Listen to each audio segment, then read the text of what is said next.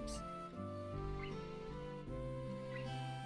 Hello, I'm Joshua and welcome back to Katawa Shoujo. Where we left off, we just met the girls, so now we're gonna choose a route. Okay. Return. I quickly back out of the room as I shut the door in front of my face.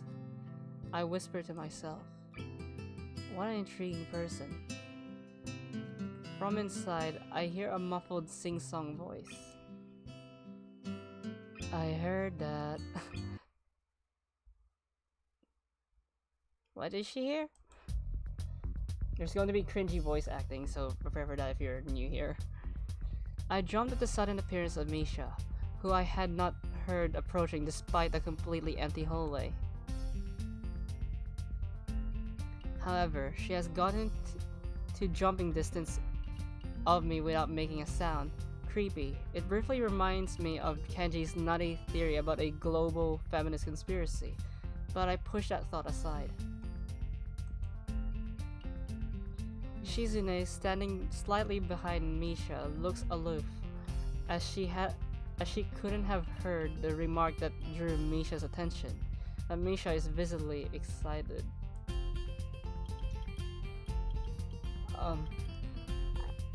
No, wait. More importantly, who is in there? There's no club meetings today. She tries to curiously peek past me, even though the door prevents her from seeing anyway. What are you doing here? You took too long. You took too long that we had to come check what's wrong. That's no good, Hee-chan. She wags her finger at me scoldingly. I found plywood, but everything else is still missing because you are tardy. Sorry, I got the things here. Was just about to bring them. I think you were out to mischief, Hee-chan. Who was in there with you? I wonder.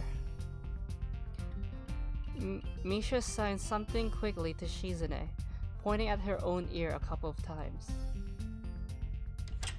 Shizune immediately pushes her way past me and opens the door into the classroom I just left. Also, I have bad eyesight, so reading may be a bit cringy. I can only imagine the shock she is experiencing.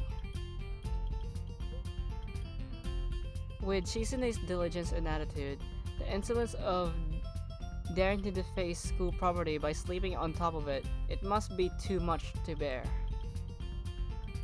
And indeed, she stares at Rin, frozen in place, apart from the slight but noticeable trembling of her shoulders, from suppressed rage, I'm sure.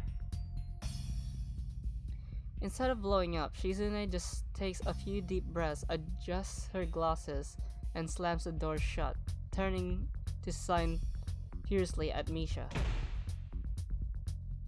Maybe she did blow up, but I can't understand it. She shoots a very loaded stare at me too, as if it was somehow my fault that Rin is sleeping on top one of the desks. I hope she's not getting any funny ideas about the reason of my tardiness. Hello?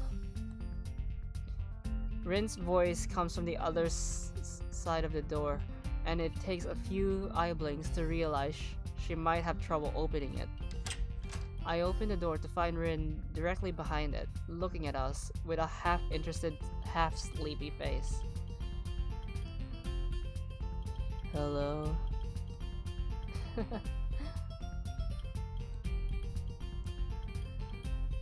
Miss Tezuka, what do you think you're doing? You absolutely are not permitted to use school property for such disgraceful activity. I'm sure it sure is suddenly very crowded in here. I didn't know I was this popular. It's hard to say whether she's happy or unhappy about this turn of events. At any rate, she ignores Shizune's last Misha scolding, so they have no choice but to drop the issue. Shizune taps Misha's shoulders, points at Rin, and makes some quick signs. Popularity aside, don't do this. Don't do that anymore. Anyway, how's your project going? Will it be done for the festival?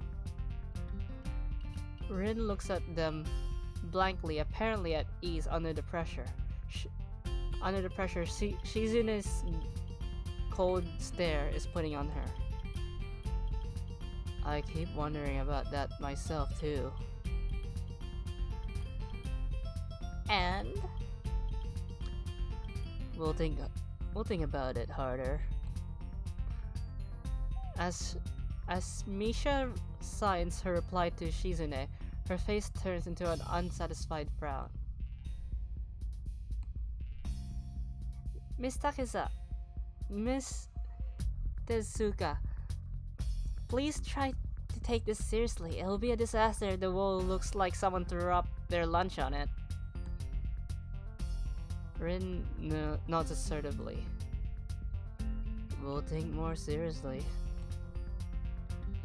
Misha giggles at that, but Shizune doesn't, not even after translation. She just shakes her head, taking the materials from me, and takes off with Misha in tow. Rin frowns thoughtfully as she looks after the retreating student council duo. How rude. It's true though, I must finish my project before the weekend. There will be dire consequences if I don't. The end of the world as we know it. Like weekends usually are, but more dire. Much more dire.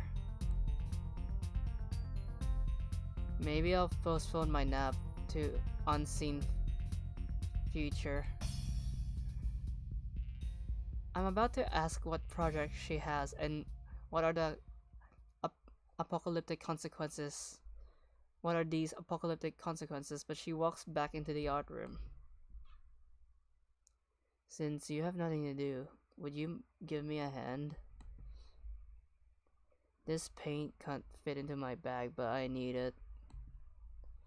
She kicks slightly at a huge can of paint that's lying on the floor next to the table she was sitting and sleeping on. It lets out a dull clang. Being the gentleman I am. Darn it, Hisao. I naturally picked it up. Heavy. Yeah, sure. Where do you need to take it? Away. And with that, she takes off to the hallway, me and the paint can following since there's little choice for either of us. The hallway is quiet and empty now, with Shizune and Misha gone, so we too leave towards the stairwell at the other end. Every 10 or 15 minutes or 20, every 10 or 15 or 20 steps, I have to change the can from one hand to the other because the thin handle cuts into my palm. At least it keeps my arms from tiring too fast. Rin strolls on beside me with an uneven pace that I have trouble matching, or maybe I'm walking weird because of the extra weight. It seems one of us is constantly walking too slow or too fast, but I can't figure out which. 2 flights of stairs below, trouble appears in form of the head nurse and his fox-like grin. And also, if you're new, I only said I'm only doing voice actors for the main girls, including Misha, even though she's not really. She's more like the bad ending girl. Ah, Mr. Nakai, what a happy coincidence. Tezuka too, of course.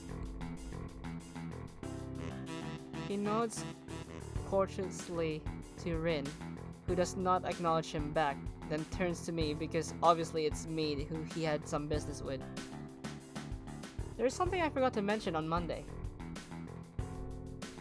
I nod and wait impassively because I can't even begin to guess what he forgot.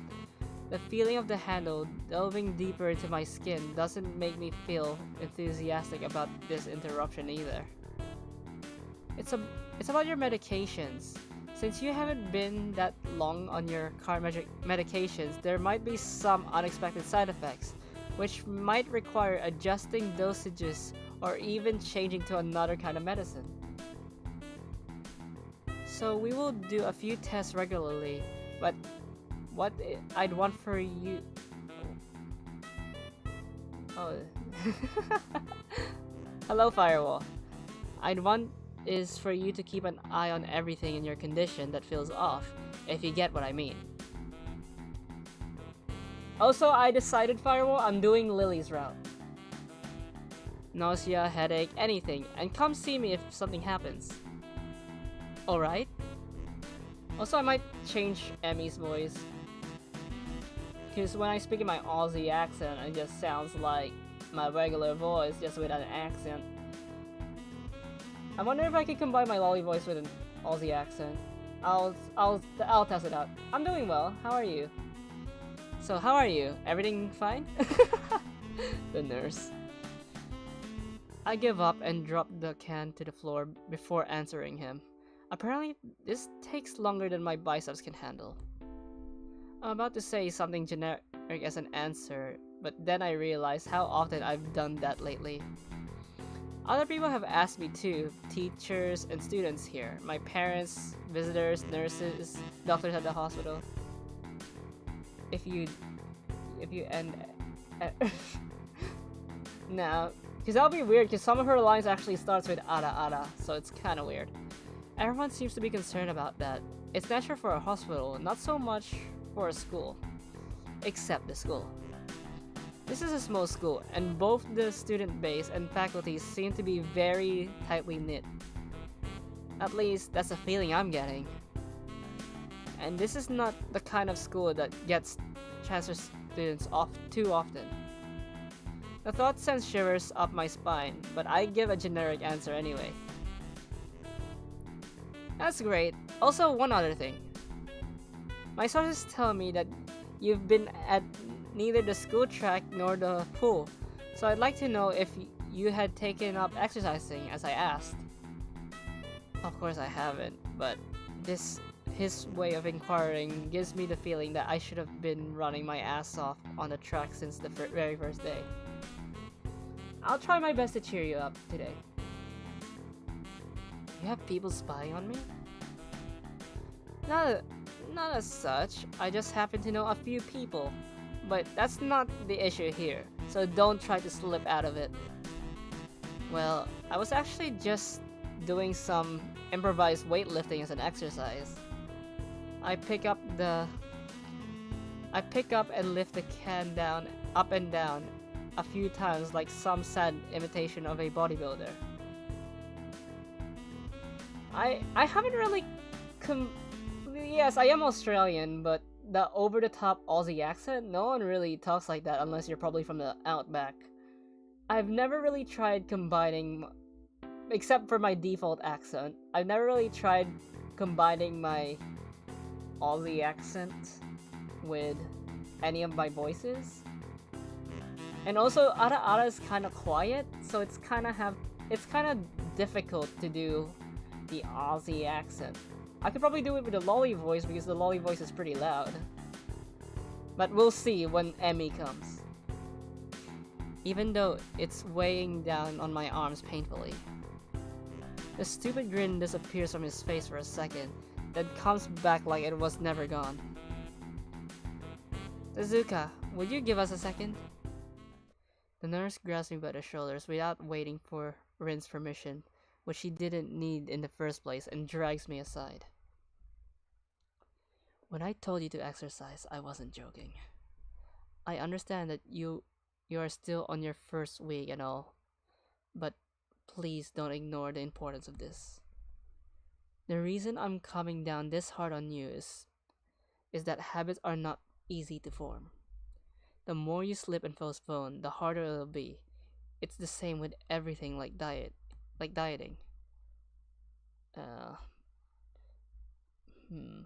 Does it really matter? Because they're both technically yes. Because maybe it's just higher yes. I don't know. It's like maybe but closer to no. So, Hmm.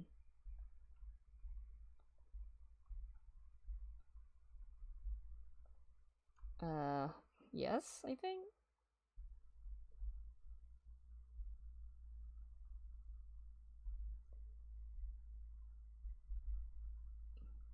It's Mormon time, nurse. It's Mormon time.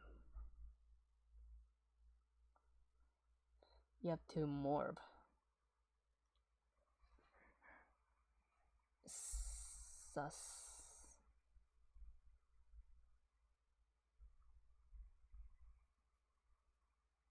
Uh,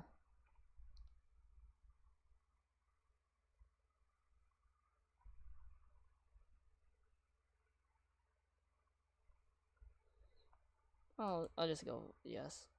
Yeah, I promise, definitely. He's asked me for a moment. Ah, there it is. That's what I was trying to avoid. Whoops.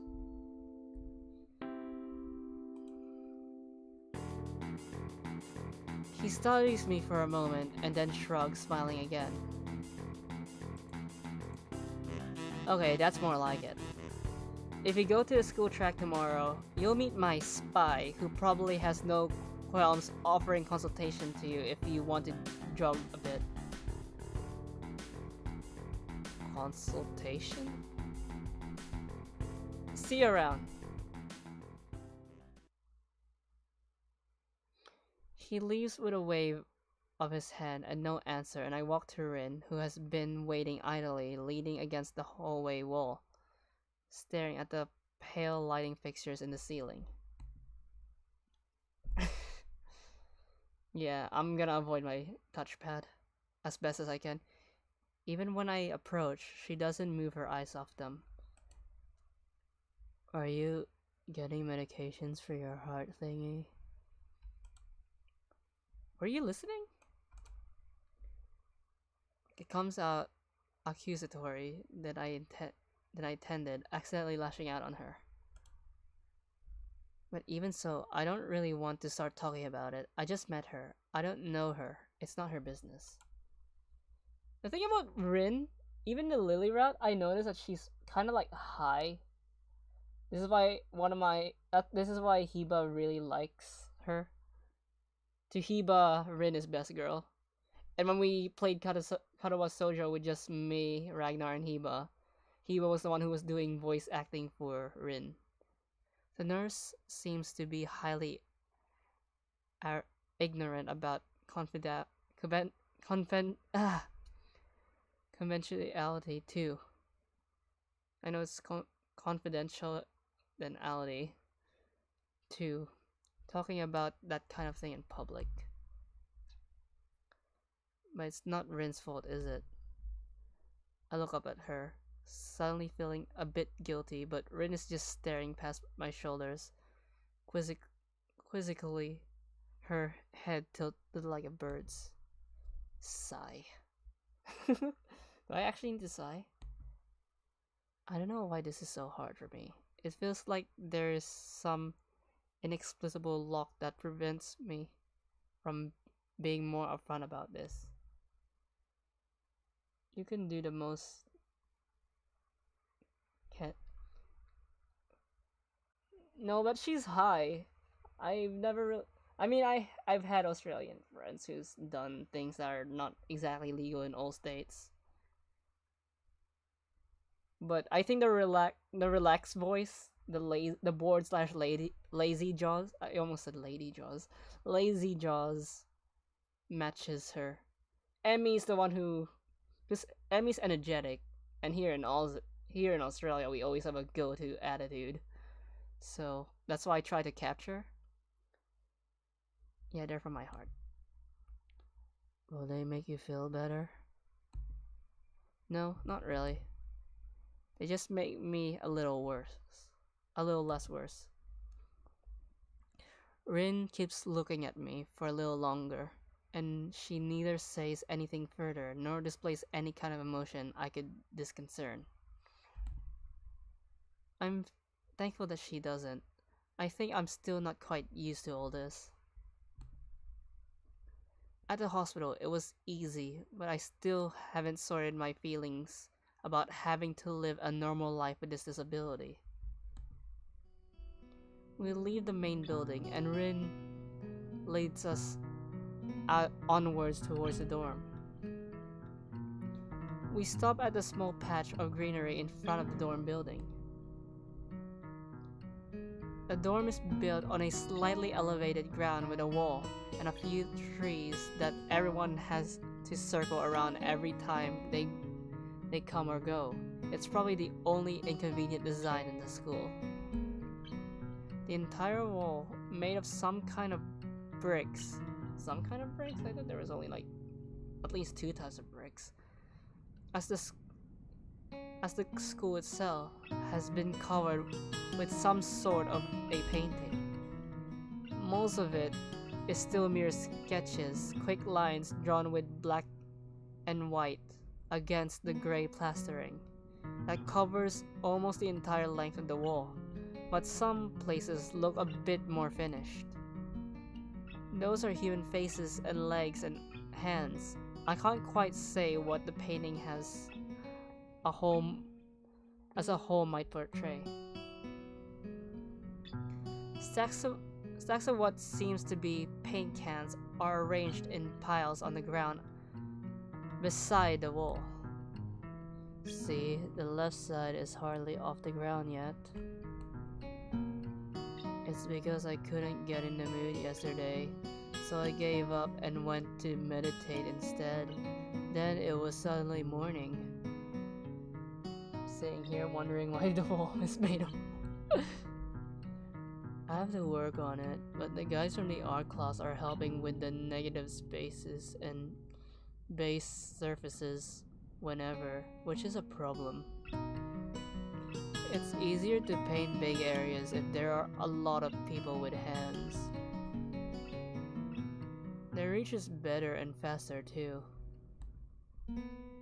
She goes on a tangent of a tangent, waving a little with her arm or whatever it was, whatever of it there was actually, to demonstrate, even though I get the point already.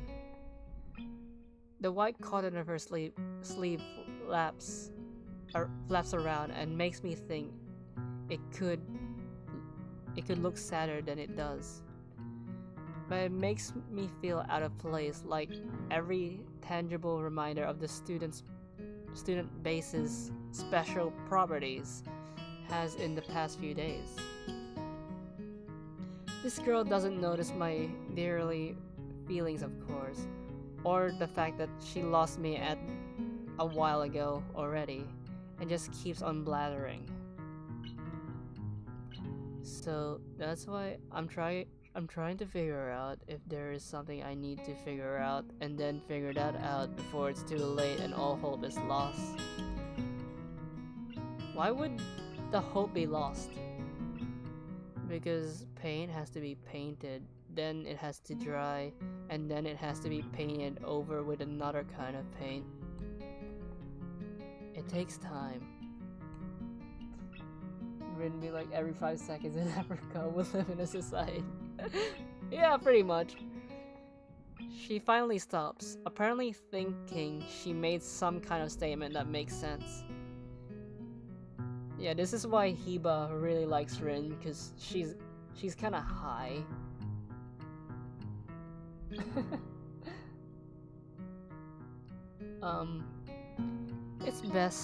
I think it's best to start from the top. So, this is your project. You did this? Yes. Yes. All of it? Yes. Nice, but... I stumble with my words, suddenly feeling I've walked straight into the minefield of political incorrectness. It's okay. You can say it. I probably won't get mad. I blush really hard. I don't really know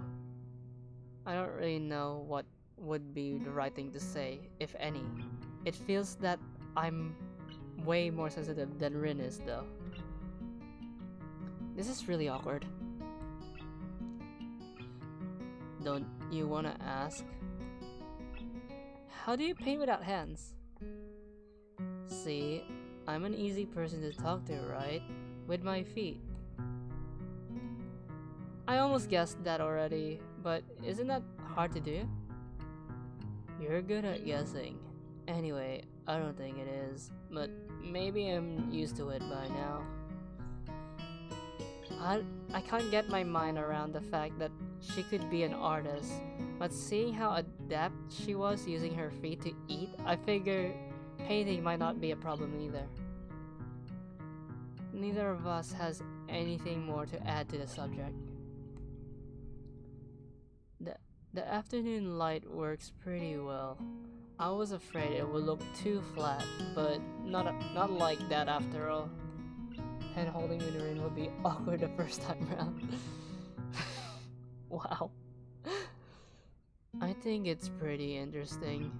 I wanted to see what it looks like with dim light. Do you think it's flat? Well, paintings tend to be flat. Not like that flat, you know, flat like some people are. No substance, no meat, where there should be some. I know a few girls who are... okay, I get it. Rin swinging at flat-chested girls. But I couldn't... And no, that wasn't a skip. When Ragnar played this, he Sao purposely like cut off Rin that fast to play off that effect. Mika with an Aussie accent. Oh, now I... Okay, I get it, but I couldn't really tell.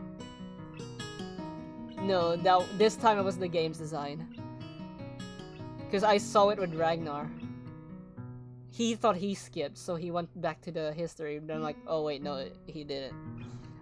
I'm not good with art. I can't name any artist or artistic terms. So I don't really have anything to say. Rin shrugs her shoulders at that, saying, "Suit yourself," without saying it, and looks up at the sky, as if trying to look for something up there. I didn't think I'd get any actual work done, but if you gave me a hand with the paints, I could do a little before it's too dark. I wanted to get a halogen lamp like the ones they have at a sports track, but there aren't any. Rin sure is quick to recruit my help, as was Shizune. It really makes me feel that the festival is such a big project that every pair of hands is needed. Why not? I'm not really sure if I can be of any help though. It's just mixing some paints. You can do that, probably. Do you have motor control problems, like, you know, those people who have some?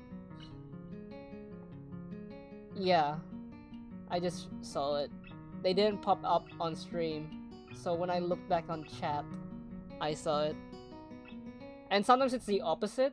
It just appears on stream, but it doesn't appear on the chat replay.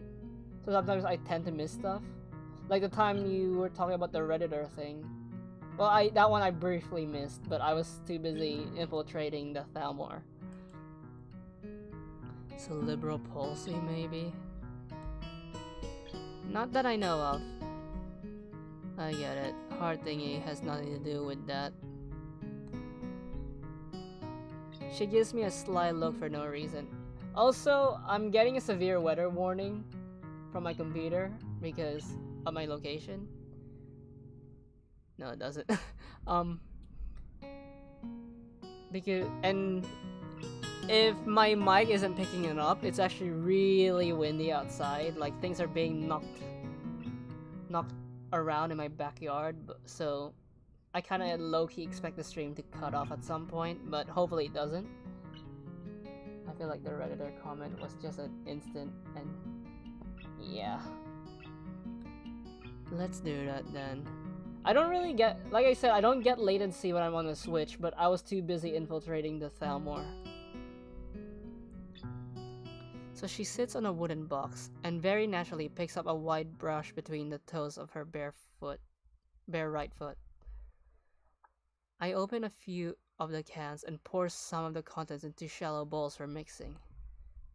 The thick paints flow lazily from the can to the bowl like syrup. I mix them, creating funny hypnotic looking swirl patterns that melt quickly into each other to form a new monotone hue. Rin sets to work every now and then, asking me for a hand with something or the other. Finding different brushes is easy enough, but mixing the paints to be the exact tone this girl is apparently seeing in her head is a frustrating ordeal. She wants precision down to the last milliliter before she is satisfied, but her instructions are obscene at best.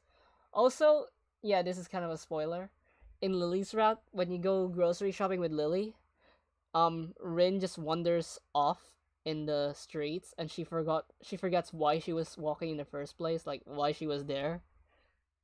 That's why Ragnar, and Heba likes to joke around that she's actually high. Add add half a splash of green. I crouch down to pick up the can of bright green. The other green.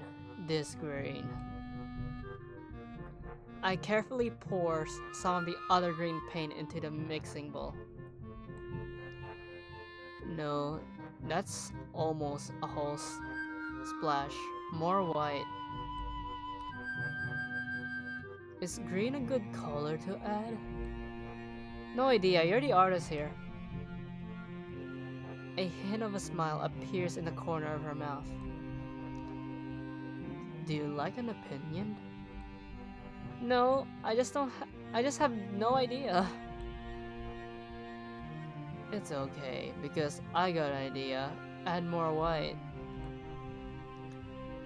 With this exclamation, I pour a minuscule amount of white into the bowl and mix it. It looks slightly whiter. That's not good. It has to be like the color when you wake up and you know that you saw the meaning of life in your dream but can't remember it. It's crazy how people to draw not safe for work. Maybe it's yellow. How people are so adaptable, especially to Rin's case. Despite the impossibility of mixing a color like the change of seasons or any other nonsense that's been imposed on me, I find myself enjoying it more than I thought I would. Seeing a painting being born on the plastered wall feels like magic. I spent the moments I have between mixing paints crouching down on the paving and just looking at her work. It feels slightly intrusive at first, like breaking some imaginary intimacy, but Rin doesn't seem to mind the least bit. Maybe it's just in my head. Her entire presence emanates a completely different air as she patiently works the details, adding layers of paint on top of other layers of paint, steadily moving her foot across the wall to add new shapes. Maybe. When I manage to produce a passable mixture of paint, a rare smile on her face is oddly rewarding. Apart from the few words when discussing paint mixes, neither of us says a word for the longest time. And even those short conversations soon evolved into a shorthand, both of us developing and using weird impromptu code words for various paints and hues, as if there were some need to conserve words and breath and sound. You know he could have used a comma instead of just repeatedly using and. We stayed there late into the evening until it becomes too dark to paint properly.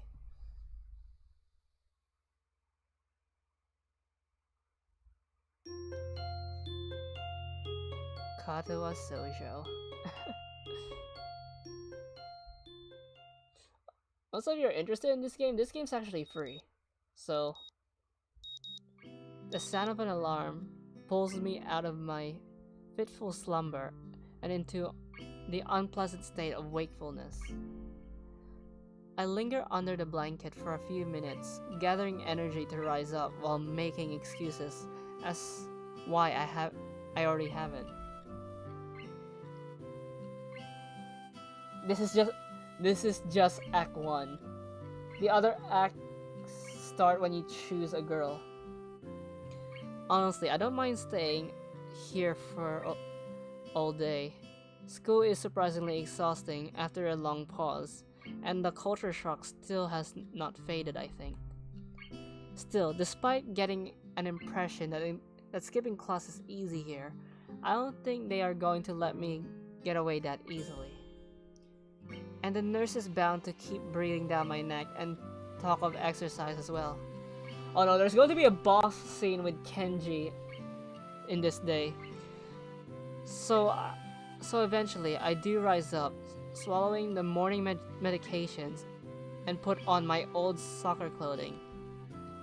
Thanks to my condition, I was exempted from taking part in gym classes at Yamaku, so I don't get issued with a gym outfit. I'd order some to cover such contingency, but wearing my old soccer clothes is kind of nostalgic. I can't use them for that anymore, so maybe they can get a new life this way. A bit like me. After all, I'm going to start taking care of myself. I can't afford to slack around. I'll start from the basics. Basics which includes keeping the rest of my body in shape, along with what little I can to strengthen my heart. I don't know, take omega-3. Maybe that's one of his pills. Omega-3 vitamins. Maybe then I can go back to something approaching a normal life. Or at least something where I'm less likely to fall over dead at any minute. Okay, here comes Emmy. So I'm gonna try the Lolly Aussie. If not, I don't know what voice I'm gonna give her. I'm surprised to discover that I'm not the only person at the track. Not just that, but it's a face I've seen before. The prosthetic-legged girl who bowed me over in the hallway yesterday is running on the track literally like a half-mechanical gazelle. What was her name again? It was a short one, but I can't remember. She seems to be running laps at a somewhat easy lope, her prosthetic legs clacking rhythmically on the hard track surface. I wonder what reason she has for running this early in the morning. Maybe it's something akin to mine, and the doctor is oppressing the poor girl to jog just like he is oppressing me. I certainly wouldn't be here if it weren't for my health, and his prompting me to do so. And even with things being like they are, it's only because I wanted to get out of the way. I wanted to get it out of the way this early. The fact that I would be less likely to encounter someone who would witness my pitiful attempts to get in shape was merely a happy accident. I see some people just like running, unlike you. I mean, he can't run. I used to do track and field back in primary school. Then I kinda didn't get in the grip of it during high school. I'd leave, but it seems that my former assailant noticed me on her last lap. She waves at me, joyfully and jogs over. Okay, this is gonna cringe.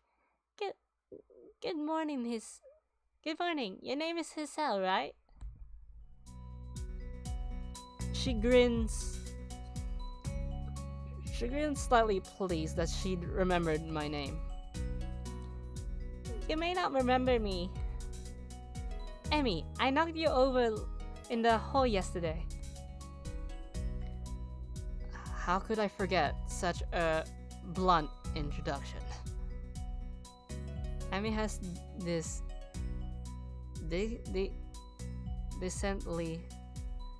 has the decency to look vaguely apologetic for a moment before giggling. Yeah, sorry about that again. Well, so long as you don't make a habit of it, I guess I'll be fine. I can't believe the first time we met Emmy, she almost killed us. Great! I'm not sure she realized I was joking. So, the spy consultant the nurse was talking about, is that actually you? That's right. Oh. I was expecting someone from the nursing staff, to be honest. What are you saying? I don't look like I could be a spy? And that's how I met her. I mean, if you take her out, then yeah. But yeah, she literally almost kills you when you first met her. No, this is more like a relief. I was afraid he would have someone to watch my every move. Unless you are here to do exactly that. No, I'm here for my own reasons. The nurse just asked me if I'd seen a messy-haired transferred student who looks like he's kinda lost around the track. I'm dropping the lolly act. I'm dropping the lolly part and just going full Aussie, aren't I? So why are you down here? Emmy strikes a dramatic pose. Training. For what? Track.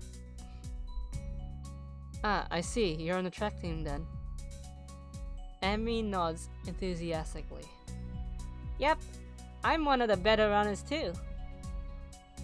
I'm modest about it too. I would be like, you almost flew like a boomerang, mate. You sure you're fine? Hey, you should join up. It's good exercise, you know.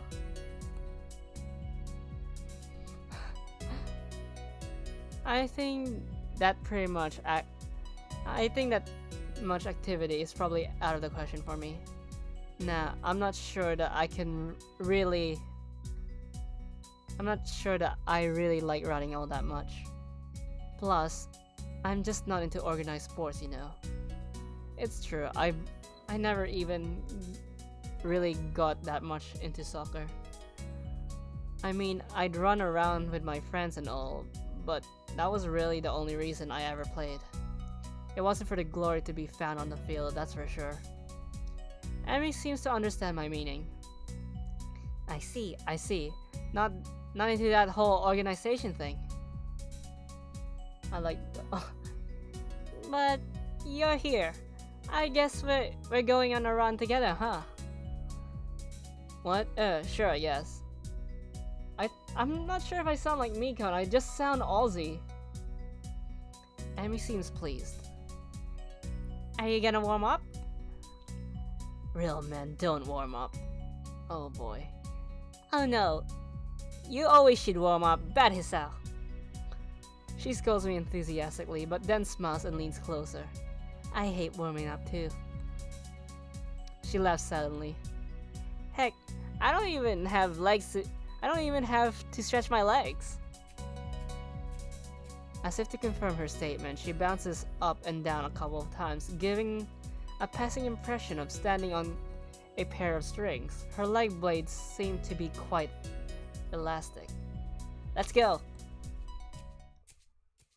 So we both take off around the track, and I can immediately see that she wasn't lying about being good at running.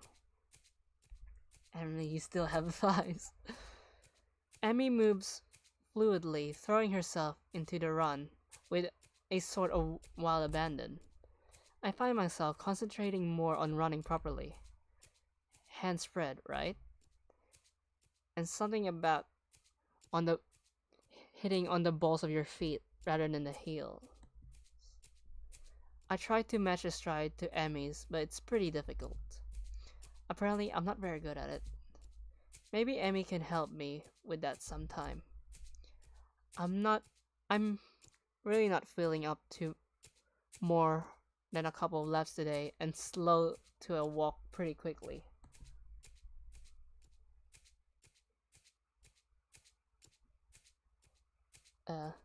Emmy keeps running and doesn't seem to notice I've stopped until she passes me a second time.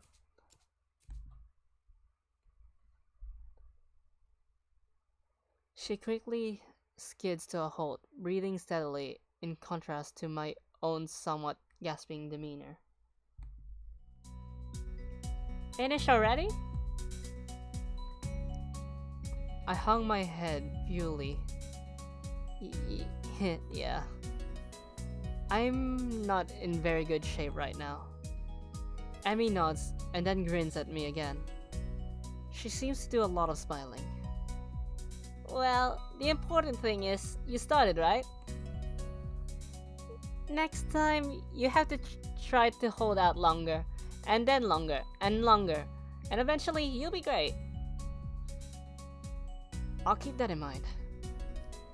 But I think right now, I'm going to get ready for class. Shouldn't you? Emmy shrugs unconcernedly. Nah, I got plenty of time. I noticed that she's not wearing a watch. Are you sure? Another careless shrug. Not really, but I've got to finish my routine. See you later, Hisao. Yeah, see ya. Oh no, we're gonna run to Kenji now.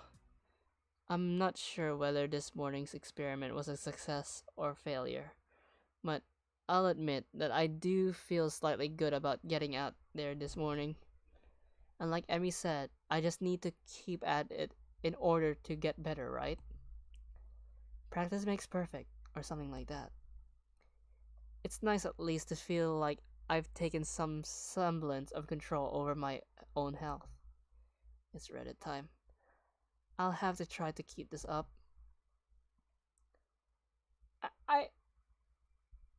As Jaws, I don't have a Reddit, but personally I do have a Reddit, but a lot of the things I follow are like either memes or wholesome stuff, so I don't really see those Reddit incels, to be honest. I ran into Discord incels. I head back to the dorms to wash and change into my uniform, trying to resist the urge to taking a really long and hot shower.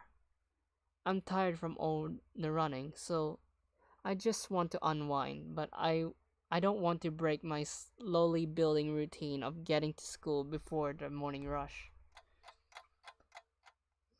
Oh boy, I hope you're ready for this firewall. After taking a long shower, anyway, I dry myself off and get out of the stall to put on my clothes. Out of nowhere, a shadow appears within the mist, looming and radiating malicious intent. It bursts through the fog.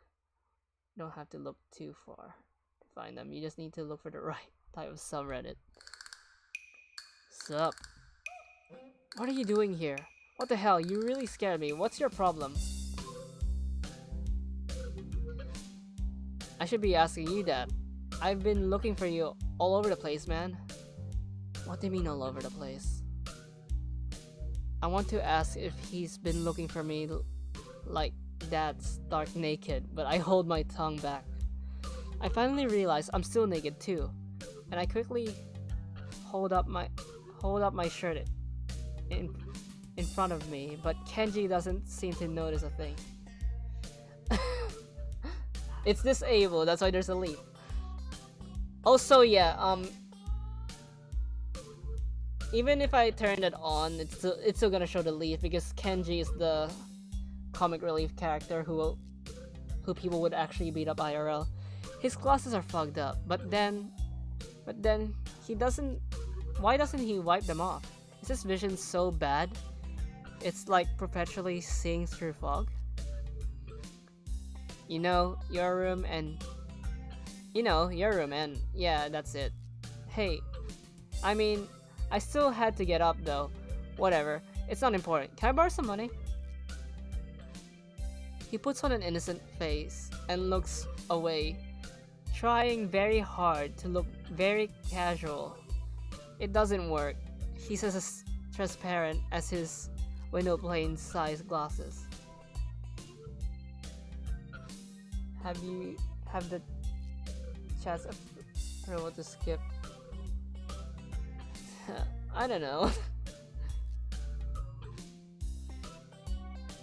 I mean, he doesn't play anything in the story. Oh no. Yeah, that doesn't work. Talking neutrally like this, wearing nothing, feels awkward. Yeah, it's not doing anything. Oh no, skip mode means I could just click. However, seeing it's even more awkward to be naked in front of someone when they can't see me being naked. Yes, very. But nothing of that fact that he's naked as well. Not to say nothing of the fact that he's naked as well. I try to brush the feeling off with little success. Money? Money? Sure. Awesome. Wait, why do you need it? Had you just give it to me because I had the goodwill not to run through your pockets while you were in the shower. I could have, but I exercise restraint, and in the end, isn't it a thought that counts? Come on, be a pal. That makes no sense. The reason why I get confused with the words a lot is because they're very wishy-washy. Kenji, at least this makes no sense. If it's a thought that counts, I should withhold payment since his thoughts were so clearly impure and his intentions are probably even more sinister since he can't tell me what they are. I say as much to him. I'm offended, man, but if that is your game, then fine. I guess I have no choice. I want to order a pizza, and I already have most of the cost of the pizza. I need your help for the rest. I guess on the pizza too, right? No. Are you serious? Yeah, I would give you some, but you have class. You don't have time to eat a pizza. What about you? I'm not going to class. I have to wait for the pizza and pay the guy, and then eat it. It's not easy. You have to obtain the pizza stealthily. If you don't, everyone will see, and the pizza, and they will see you and the pizza, and they will ask for a slice. It's a hard world out there. Everyone wants a piece. Then you're left pizzaless in an unforgiving world. It's happened before. That's how I know. It's hard to explain, like sometimes you just noticed it there. When I try to say a certain word, like they tend to like extend the word to the point that I get confused. And it doesn't help that I have really bad eyesight. It's got hot here and already I have nowhere. Hello, Spiral. Every day I plan my vengeance so that when the people who wrong me order a pizza, I will be there, ever vigilant. Also, you missed Emmy! I was experimenting a new voice with her. It was just my Aussie accent but in a higher pitch, like, "G'day mate, how are ya?" Like that. Kenji strikes a dramatic pose, completely without irony. But yeah, I only need like 400 yen please. You're my only hope. I can't go outside and buy my own pizza, it's too far. I try not to go out unless it's absolutely necessary. Let me tell you what happened the last time I went out without careful planning. without carefully planning it out in advice. Damn, I can't believe I missed the new voice. I was outside. I can't remember what I was doing. Something. Standing? Maybe. Wondering how I got there. Throw another ship in the Bobby. And then out of nowhere, it happened. Like a flash of light, splitting the sky. Like how you split a sandwich into 2 equal pieces. To make it more manageable to hold and eat. A bird crapping on my head. It was the second most shocking moment in my life. What was the first? He ignores me and keeps going. I want to grab him and shake him. Is he trying to keep momentum? I'll go with that, even if it's more likely that he just didn't hear me. It was like in the opening of some kind of anime show. You know, how there's always a part where the main dude is fighting his rival and they fly at each other and clash swords, and it's like big dramatic colored aura and zoom. It was just like that, but with poo. Okay. So yeah, I need some money, please. Don't leave me hanging, man. I only need like 100 yen. I thought it was 400. Okay. What? I'll pay you back, I swear. You better. That's what it means to borrow stuff. I don't know if I'll be able to pay you back. I don't know when I'll be able to pay you back. You have 1 week.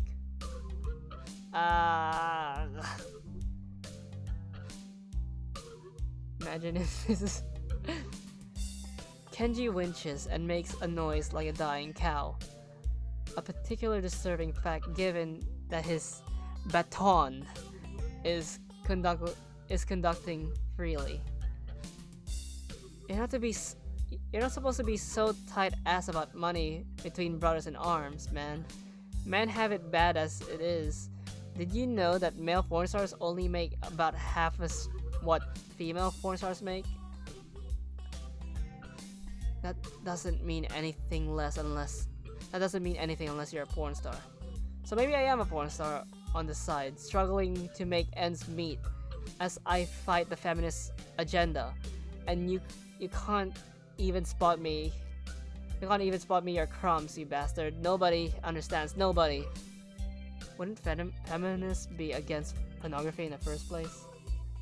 The feminist agenda stuff again? This stuff's important. I can see that you don't give a shit, but this is serious here. Feminists are a dangerous enemy. Make no mistake. You take them lightly and you'll wake up in the morning with a knife in your back. Bam! Out of nowhere. You made 10-minute about a naked redditor.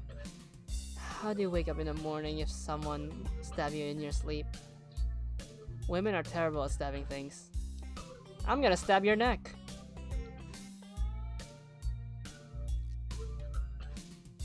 I thought you said don't take them lightly. Well, I mean, don't take them lightly for the big things. Individually, they're not a threat. But if there was some kind of war, like a big war with men on one side and the feminist forces on the other, it would be pretty ugly. And he likes to contradict himself, like he says, oh, women are weak, then all of a sudden, yeah, they're very dangerous. And that day will come when the feminists come out of their central top secret worldwide feminist headquarters and say, it's on now, motherfuckers. You're being ridiculous. There's no big worldwide feminist headquarters building. Where would they even hide that? I mean, it'd have to be massive. You can't hide that on Earth. Everyone would notice a big fortress with women only in it. They all thought Kenji was crazy. Little they didn't know. Maybe. Who said it was on Earth? Yeah, can someone pass me the metal bat?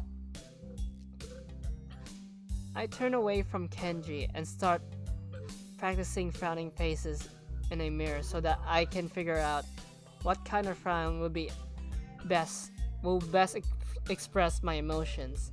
He can't see me from this distance anyway. Which unfortunately means that he just keeps on ranting without any regard to sense or sensibility. I think Kenji's talking about Tumblr. Yeah, there's a war going on. A war not many know about. But it's a great one that will one day boil over and encompass all of the known world. Then we have to pick sides. We will have to make a stand. In fact, it's happening right now. Imagine it, a bloody battlefield, a vicious conflict without end. I almost gave up when I thought this cause was silly. When I grew tired of bleakness of our fight. When I mistook the time the power went out for a feminist raid and thought the end was near. But then I realized that if I give up, it would all be over. I was like, whoa. And I knew I had to get serious because I was the last sane man in an insane world. It's without duty. This game came out in 2010. Must be pretty crap. It must be pretty crap. It must be a pretty crappy movement if it all hinges on one naked guy ranting in a bathroom at another naked guy. So can I have the money? He's blocking out. He's blocking the way out. It's getting cold because I'm still naked and I want to go to class. So I agreed to spot him the money. Awesome, thanks dude. We should go bowling later on. Bowling? Yeah, it's the ultimate sport. There are almost no women bowlers either, making it the manliest sport. Should I wear my pink bowling shirt with matching shoes or the pastel green with flower accents? There are bowling clothes? Maybe. I would have just... If I met someone like him, IRL, I would have just pushed him away if he asked me for money and then just leave, even though they were blocking the exit. Anyway, you better pay me back. I can pay you back in stuff, right? I don't have time to ask him to elaborate on what that means. I don't know, I have to get to class. You're kind of in the way. Oh, sorry, yeah. I don't want to hold you up. And stuff. And I have some stuff to do myself. The time has come. The time for what? I was just saying that. I've gently read.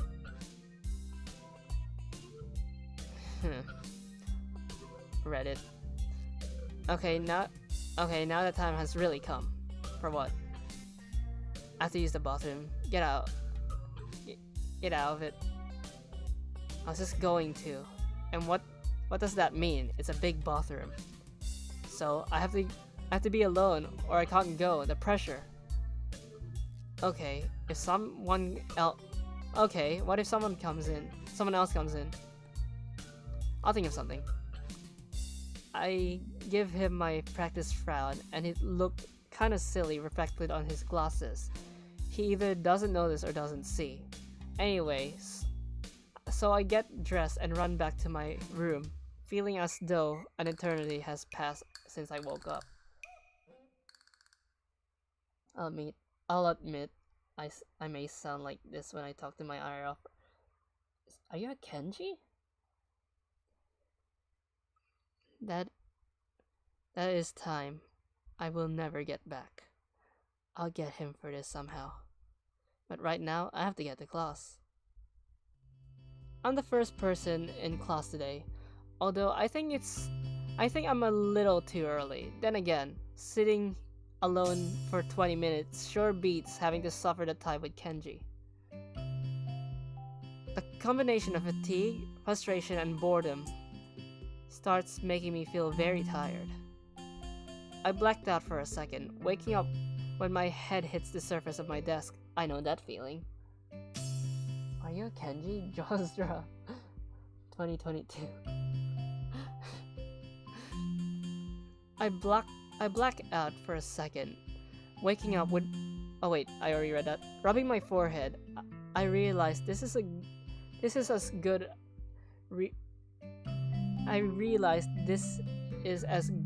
a reason as to stay up for now and stop coming to class so early later. Eventually, I hear a tapping outside in the hallway, and Lily's tall figure appears in the doorway. She's not in this class, so she must have some business. Maybe she's looking for Hanako. Lily stops by the door, looking hesitant, as if she was a vampire who can't come in unless invited. I consider doing so because she looks rather lonesome standing there. Oh, she's gonna get into an argument with Shizune, and this is when Ragnar really started hating Shizune. It's up to you guys if you agree with Ragnar. I'll explain at the end of the fight. She steps in on her own accord, though. After straightening her skirt and short collar, as if it was of importance, look prim when entering our classroom. Excuse me. She calls into the quiet classroom with a probing, delicate voice. I imagine the only thing playing there. It has to be this way. I realize the silence might unnerve her because of her blindness, so I break it. Good morning, Lily. Hisao? Good morning. I didn't hear you come in. I wonder if she thinks it's suspicious I didn't say anything to her before. It's likely if I were to tell her to tell too big. It's likely if I were to tell too big a lie now, it would sink me. My eyesight's still pretty bad. Well, I was already here, just asleep until now. Oh, have you seen Hanako today by any chance? No, she seems to come in only just before the bell rings, or after that. Do you want me to tell her something for you? No, it's fine. It's strange, but I think we're the only two people in the school right now.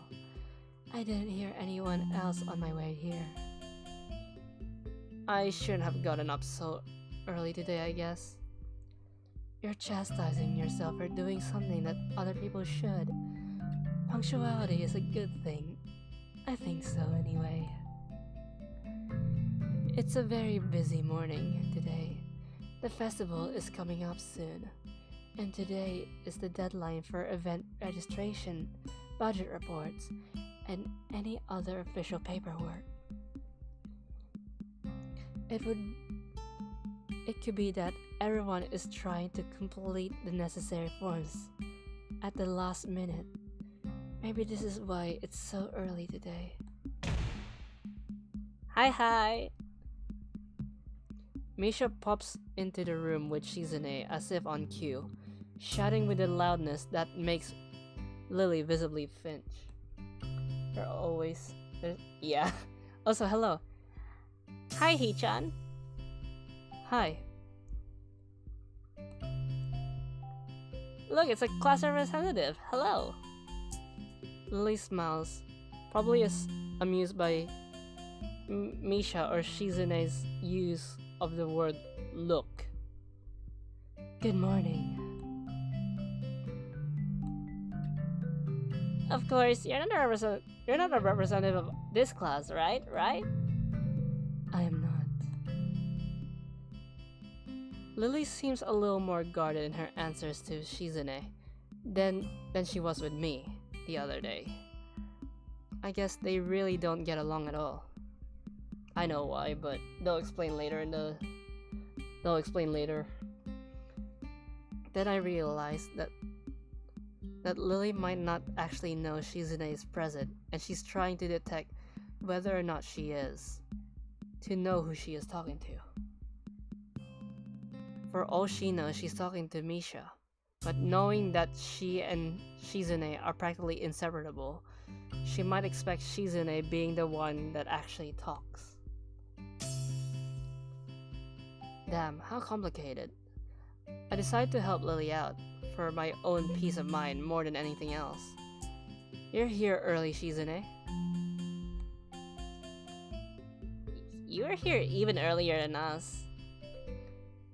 Misha puffs her cheeks angrily.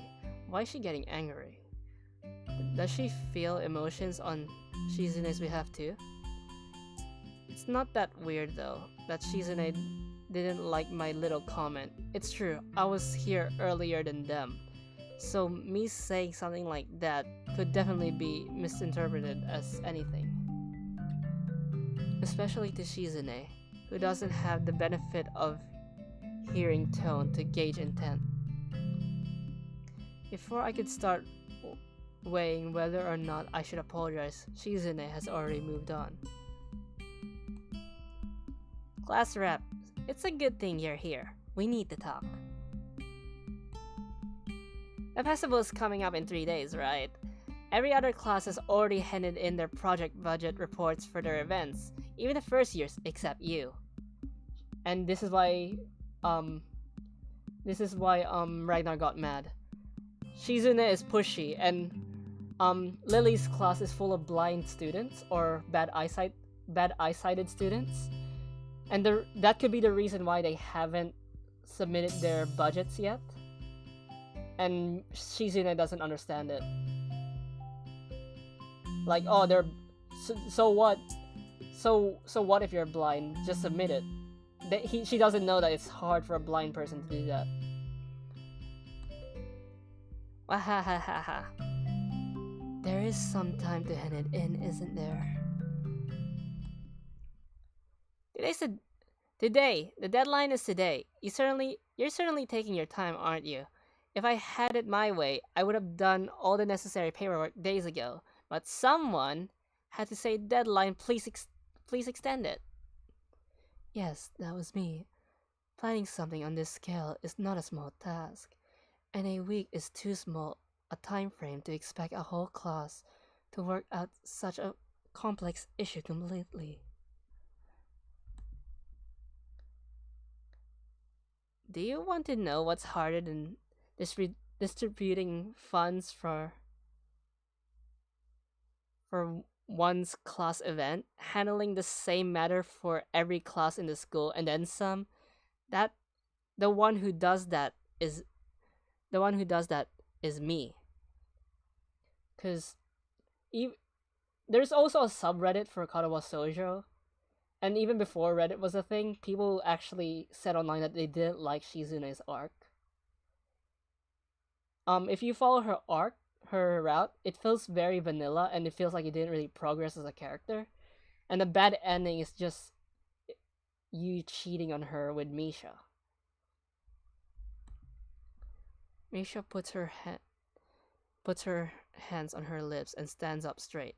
Wow, she's really getting into the role. Lilly doesn't look like she's very amused though. Hey, Shizune, aren't you being a little too hard on her? There's still a whole day left. Please is out. It's alright.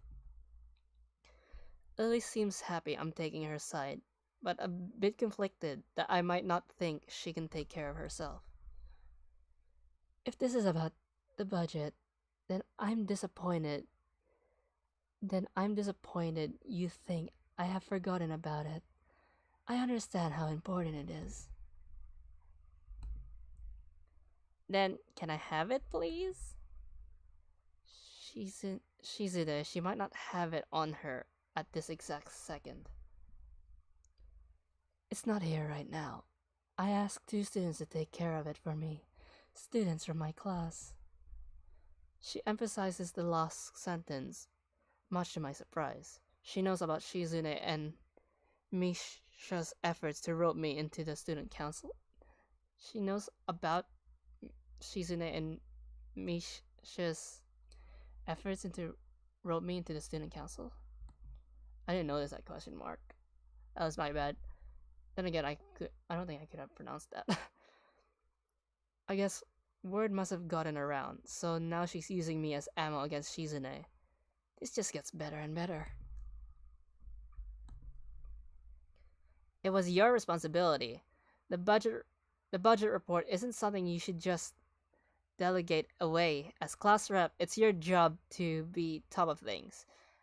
This kind of disregard for proper procedure is just really terrible. They completed it, being capable of doing so, but the students have been sick recently. Yeah, you can understand. So they could not come to school and give it back to me. If you want, I will apologize on their behalf for getting sick. Okay. Although Misha misses Lily's little jab entirely, Shizune doesn't, and she seems torn between being offended by Lily's daring and jumping for joy at the prospect of a challenge. Lily, they don't live here at the school. That's a. Don't they live here at the school? That's like a 5-minute walk, but she's blind. What could they possibly have that prevents them from taking 5 minutes out of their busy lives to drop off something that will affect the enjoyment of their entire class? It's a blind class. Lily opens her mouth to say something, but Shizune closes the gap between them and starts signing furiously, waving her hands around like an orchestra conductor. Misha tries her best to convey the same passion, but can't seem to lose her normal cheerful tone. The result is interesting and somewhat surreal. And what's with that attitude? I said that it's not something you should be delegating away. You are the class rep, aren't you? Tell me the names of these two students. They should have your job if you can't handle something that simple yourself. One form isn't the full extent. What I'm supposed to take care of? Lily's tone is slightly impatient, but she is doing a good job of not letting Shizune see how unsettled she's becoming. She's playing her cards close to her chest. Shizune, on the other hand, wraps her fingers cheerfully along the edge of her glasses, knowing Lily can neither hear or see how excited she is. Of course, you do so much, class rep. It must be difficult being you. Lily tightens her lips at Misha's words, clearly understanding the intent behind them, even though Misha delivers them without even a hint of sarcasm, which they were meant to have. Shizune and Lily don't like each other. That much is clear. But this seems a little much. It seems like Lily has had enough and is ready to push back. It's one of those CGI cuts. I was actually discussing the budget reports before you came by. You must be very talented to have finished all your student council duties so quickly that you can track me down to make sure I don't forget my own. Are you accusing me of slacking off? It seems like you're confusing me with yourself. I don't think so. That would be a very difficult thing for me to do, comparing myself to you. You're right, the difference between us is like heaven and hell. It's not hard to guess which one you might represent. The air between them ripples with the heat of their inimity. Well, not really. They can't disguise it anymore. Though even Misha looks like she's beginning to understand the real nature of this conversation. Hey, Hee-chan, don't slack off either. What are you talking about? Are you taking part in the festival, Hee-chan? Aren't you? Then I hope you're going to do a lot more to make sure it goes smoothly than this person. I'm gonna side with Lily. I don't understand why she's in a smack. Cut me and Lily some. Hey, I'm the new guy, remember? It's not like I could have done much even if I wanted. I'm so confused. That's right. You shouldn't expect a transfer student to jump right into this on his first week. Lily takes my side, feels oddly comforting, so I decide to back her up too. Yeah, you're being unreasonable with us both.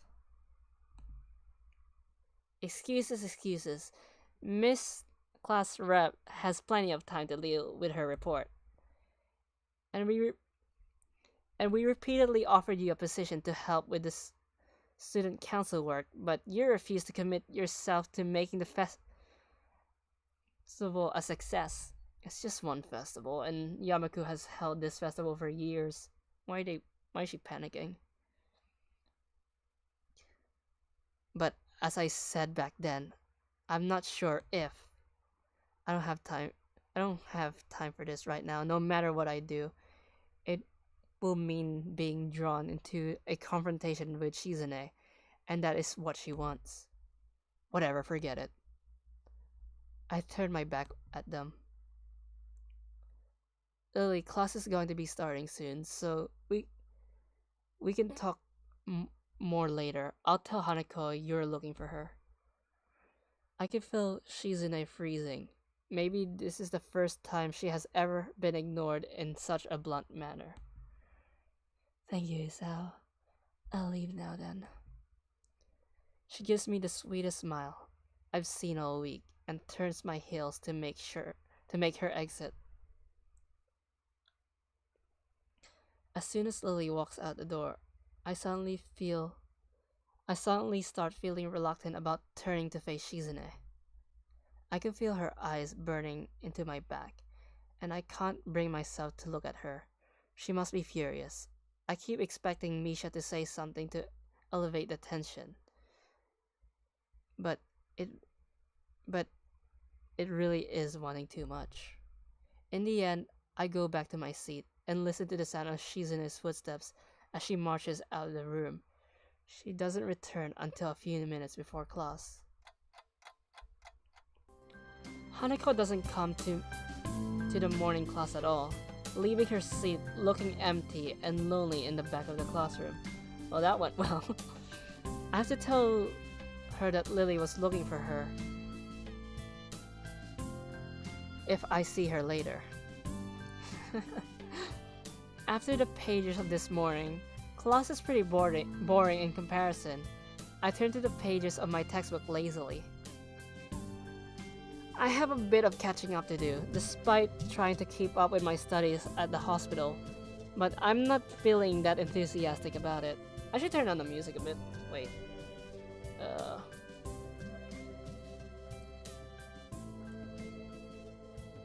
Yep. The clock at the front of the room sounds unbearably loud. The teacher hasn't said anything in over 7 minutes, instead opting to cover the board in rows and rows of equations taken directly from the book. Yeah, I can understand where people are coming from. Shizune is just insensitive. Yeah, out of all the girls, like, she does have some fans in the subreddit and online, but a majority of people don't like her. Like, they really don't like her. I heard some of them purposely take her out just to cheat on her. Meanwhile, the most popular routes are Lilly and Hanako, and like I said, Emi and Rin are just in the middle.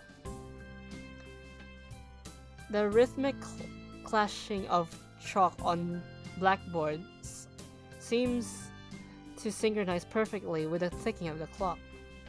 I start to copy down the equations to pass the time, even though they are right there in the textbook. Is she one of the characters that's not meant to be liked?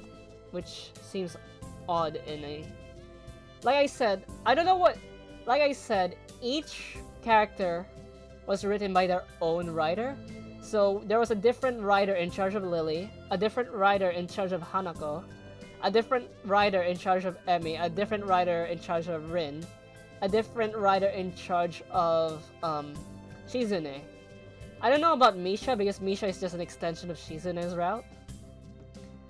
But I don't know what Shizune's writer was trying to like get.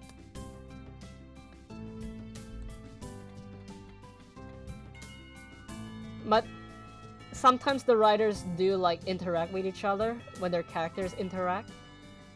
And also, I just noted, I kind of purposely ignored when you say thank you, mom. I'm just gonna acknowledge that. I don't want to seem like I'm ignoring you, but yeah. When the bell rings, I'm not in a hurry because I have nothing to do. So I stay for a little while, reviewing what I covered in class today. I prefer to leave last anyway, so I don't have to deal with the crowding in the hallways. I noticed Shizune and Misha have also stayed behind, talking to someone from another class. Shizune is signing so fast with her hands, making noise like swords cutting through the air. Maybe there's pent-up anger in her. Misha is trying desperately to keep up, but it's clear she can barely manage to even understand her. But still, I still ignored it. Because the mom thing, I don't know. I put my head down. Whatever they're discussing, it looks like serious business. Shizune signs to the point where her wrist crackles, and Misha struggles to spit it out in word form. Sometimes she trips over herself. Wait, she trips over herself, like she's dealing with tongue twisters. And then, on top of that, she has to sign back anything the other girl says. No, it's fine. I'm just reminded of Ragnar. Because like I said, you and Ragnar have maybe Spiraled too, have very similar tastes. Seems like a rough job. Misha looks tired, like she's about to faint. Luckily for her, their business is soon finished, and the girls sit down on their seats again. I'm so tired. Oh, definitely. She's hanging her head limply on her desk, looking exhausted. I'll use the opportunity to reconcile with Shizune a bit, without getting roped into the student council thing again. Though I suspect the door is now closed for me. Great minds think a lot. Festival preparations must be hard for you. Indeed, the people in this school seem to be taking the festival very seriously. Whenever I see people idling around and after classes, they're always talking about their plans for it. It's kind of neat to see everyone being so enthusiastic about it. I'm probably the only one who doesn't have anything to do. Shizune scoffs at me first, as if trying to decide whether to ignore or stare at me. But in the end, she starts signing without doing either. Misha had to translate both Lilly and Shizune. Yeah. Misha perks up, looking at her hands and with slightly unfocused eyes. She signs with harsh, heavy, dramatic strokes. Misha translates her signing into speech for me. She does it so well, it's almost like Shizune is actually speaking, transmitting her thoughts directly into me through Misha. Can you? No, Shizune is the only one you could cheat on. She must have practiced it vigorously. Well, of course, we're the student council, so we're pretty busy. It's an important duty of ours to ensure the success of the festival with all our strength. We would shame ourselves in front of past student council generations if the festival were to fail. That's why there must be no flaws. I think that was encumbrances. Nothing that might make the festival short of perfect. I mean, it's a dating sim. I'd cheat on all of them. It's odd, like maybe. Shizune's passionate speech and Misha's enacting are really oddly fitting of them. Hello?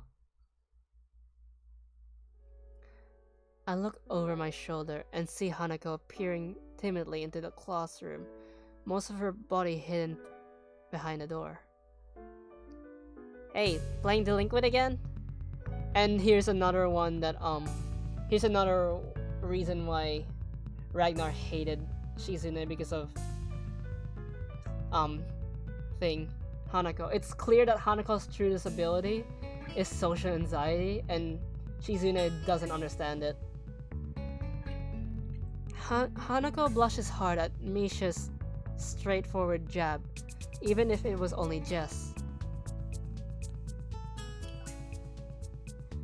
Shizune stares at her probably causing Hanako to look down and start backing away to the point where only her fingers can be seen nervously wrapped around the edge of the door. Maybe she is showing her dislike of Hanako by associating her of association of her disliking Lilly. It appears so, and Hanako probably knows it as well. What is it, Hanako? Has Lilly been here? Sorry, haven't seen Sato. She came by in the morning though. Hanako keeps looking uneasily at Shizune, who stares back at her with her usual studying gaze. What's she trying to do?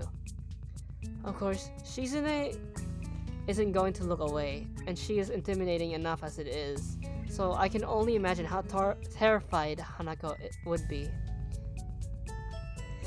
It would be uncomfortable watching Hanako's reaction to Shizune's normal behavior. This is what happens when two people of different extremes meet, it seems. Do you know where she is? If she has any sense in her head, she's in her classroom, working on their festival project, but who knows where that woman is loitering at. The moment I looked up why Shizune hated, people started defending her as their favorite character. Yeah, I mean, I'm on the opposite end. I find a lot of people who hates her. And Ragnar too. He's noticed a lot of people who hates her. Or it could be the whole situation like, oh, it's mainstream to hate her, so I want to go the opposite end. You know, like when there's a famous boy band or famous band or famous musician out there who gets a lot of popularity, and then there are some people who don't really know them and starts hating them because of that popularity. Like that, but in reverse. Unless you genuinely hate the band.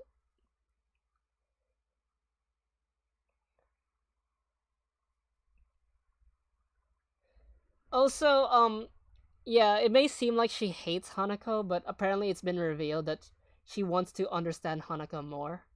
It's just that she can't really show that side of her because Hanako is friends with Lilly, and she has a rivalry with Lilly. But she does want to understand Hanako. I don't hate her. Oh, it's Ragnar. We were just talking about you. I'm going down Lilly's route, but after I finish Lilly's route, I'm gonna go down Hanako. You need to find her? She was looking for you in the morning, but I guess you have missed each other. Shizune. She waits a little without answering the simple question, looking awfully like she's not sure if it's proper to answer such a question. Yeah. I can come with you, if it's okay. Hanako nods fractionally, still on guard. Her shoulders stiff like wood. I get the feeling that she might be more comfortable by herself after all, but it's too late to back off now. Hello, Firewall. If Jaws... yeah, he's gonna do the Eggman call-out Twitter post. Wait, is there anyone worse than she? I won't say she's the worst. Like I said, each character had their own writer. Maybe for her, maybe the writer who was in charge of her, this was the best. She has this really troubled expression. She seems to, she seems to wear constantly, one that makes me constantly be on guard myself. I wonder why. I kind of understand why she always seems so weary, or maybe more like why there could be a person like her. But I still have no idea how I should act around such a person. It's dinner time soon.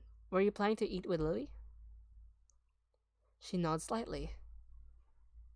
Wait, dinner? People say that seasoning becomes softer when you learn. Yeah. So she must have been trying to get in a cafeteria.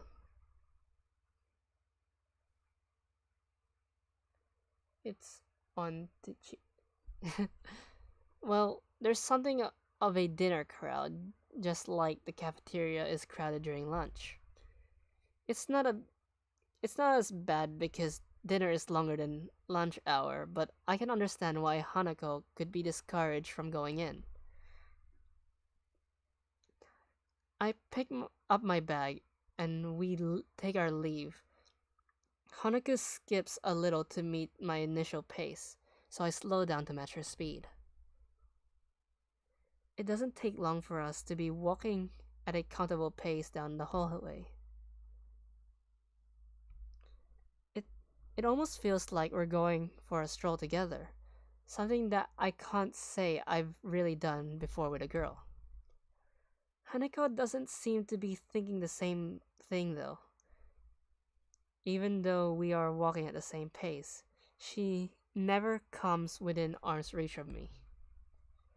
I guess she's a little uncomfortable around me, given how shy she is, though there doesn't seem to be much helping it, at least for now. By the time we arrive at the cafeteria, there's not much of a crowd there, but Lily is nowhere to be seen. Hanako's head sinks even lower than usual. Have you looked somewhere else already? Just the library. I was reading. So she does spend the classes she skips at the library. I'm asking if Shizune was made to be disliked because the characters in the vision. Well, I mean that tends to be the case for visual novels with one writer, but because this visual novel had multiple writers, one for each girl, I don't think there was any intention for a villain or a dislikable girl. So not exactly a thorough search then. Well, if I had to guess, she'd be in her own class like Shizune said, right? Right. With the slightest of nods. Hanako agrees with my reasoning. God, she's being so awkward. It's like I need double-layered silk gloves when paddling to even begin interacting with her. Some small talk might help her become a bit more used to me. It isn't hard to tell that the silence between us is hovering on the edge of both our minds. So you and Lily usually hang out together after class, right? Yes. I'm not quite sure that I expected from her answer. But I still can't read because of my eyesight. I'm not quite sure what I expected from her answer, nor why I even asked the question. That much was rather obvious after all. She doesn't seem like the type to cultivate a social circle either, so I suspect that Lily may well be her only friend. Must be a pain being in a different class, I'm guessing. She gives a short, almost reflexive nod compared to Lily's careful thought about her actions and speech. Hanako hastens to make her answers as prompt and as short as possible. Lily comes to my classroom. Well, Lily comes to the classroom though, even when she's busy. She gives a small smile as she says it, evidently approaching the fact that Lily goes out of her way to help her. It's pretty cute, really. There isn't any need to say more, both of us content that discussions reached an end. As we ascended the stairs back to the lobby where we were met by a group of students heading down the stairs like a school of fish moving from one feeding area to another. They seem to keep mostly to themselves, but before I can notice her doing so, Hanako has moved around behind me. Hey, are you alright? Just keep going. The students pass us without as much as a second glance, and Hanako takes up position to my side again as we enter the building. Her momentary reprieve from her anxiety all but snatched away. As we climb towards the third floor, she doesn't seem to relax. It isn't as if I've ever known a shy person before, or even shy girls, but Hanako seems to be pretty far beyond what I'd call normal in her fear of other people.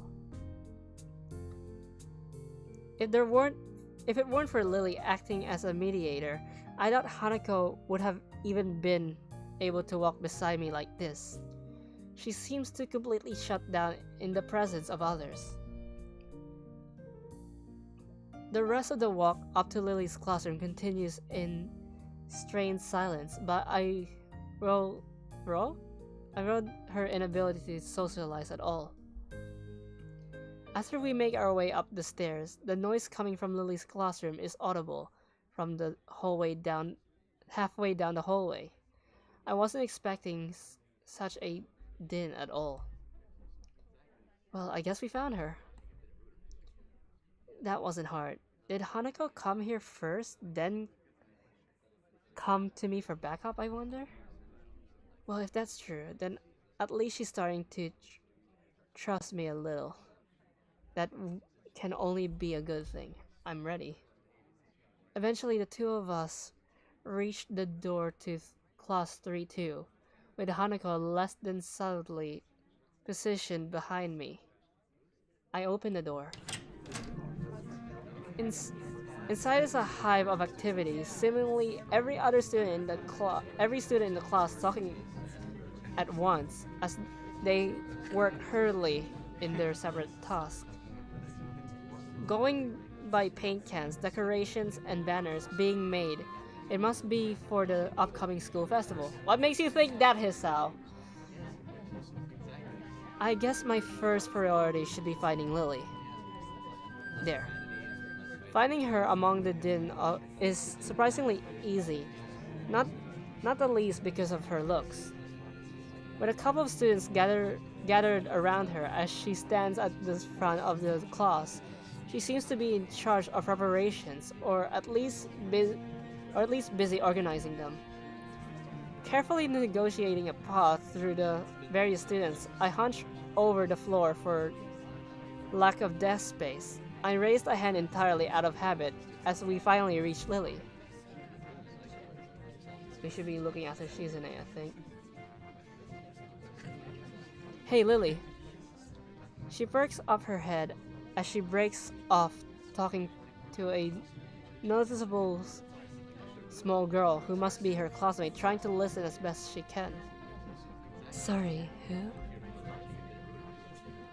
There she is. Oh, sorry, Hisao. I have Hanako too. Hi. She's pretty skittish considering the number of people around. It isn't too hard to work out why. Lilly takes a moment's pause to assess the situation before turning to the other student once again. For the moment, just ask Moria for his advice. Kenji's busy with painting one of the banners already. A quick nod, and she bounces off, fingers carefully sliding along the wall's face for orientation.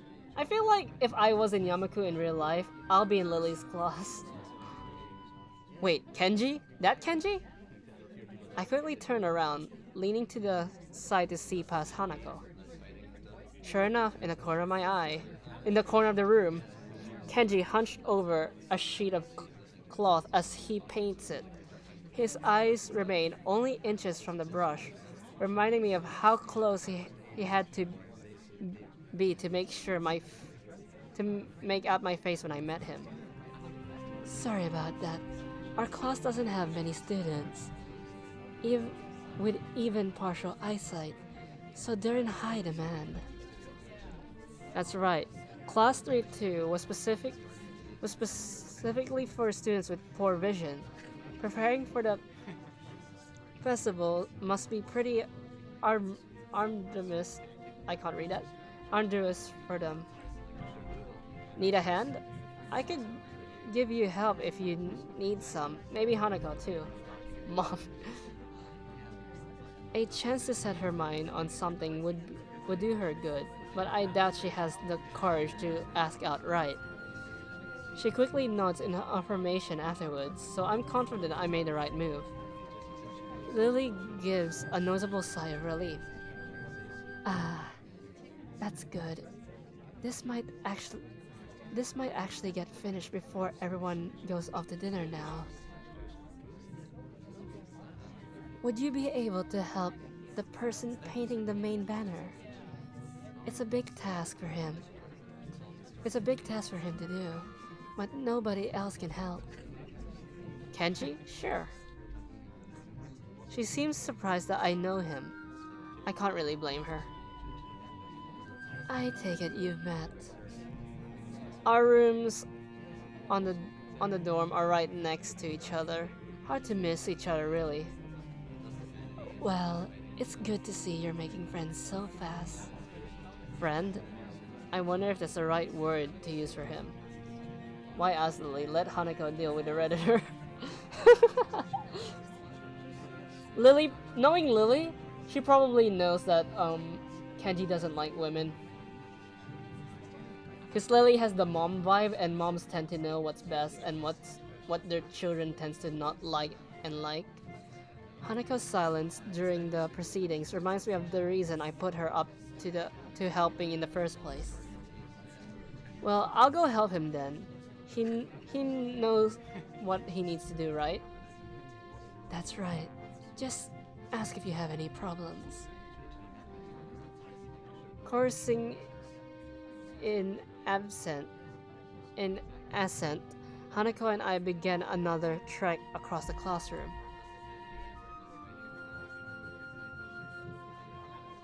No, it looks like, Lily wasn't just speaking to me. Lily was like, oh, go help that other student. He was talking to both me and Hanako.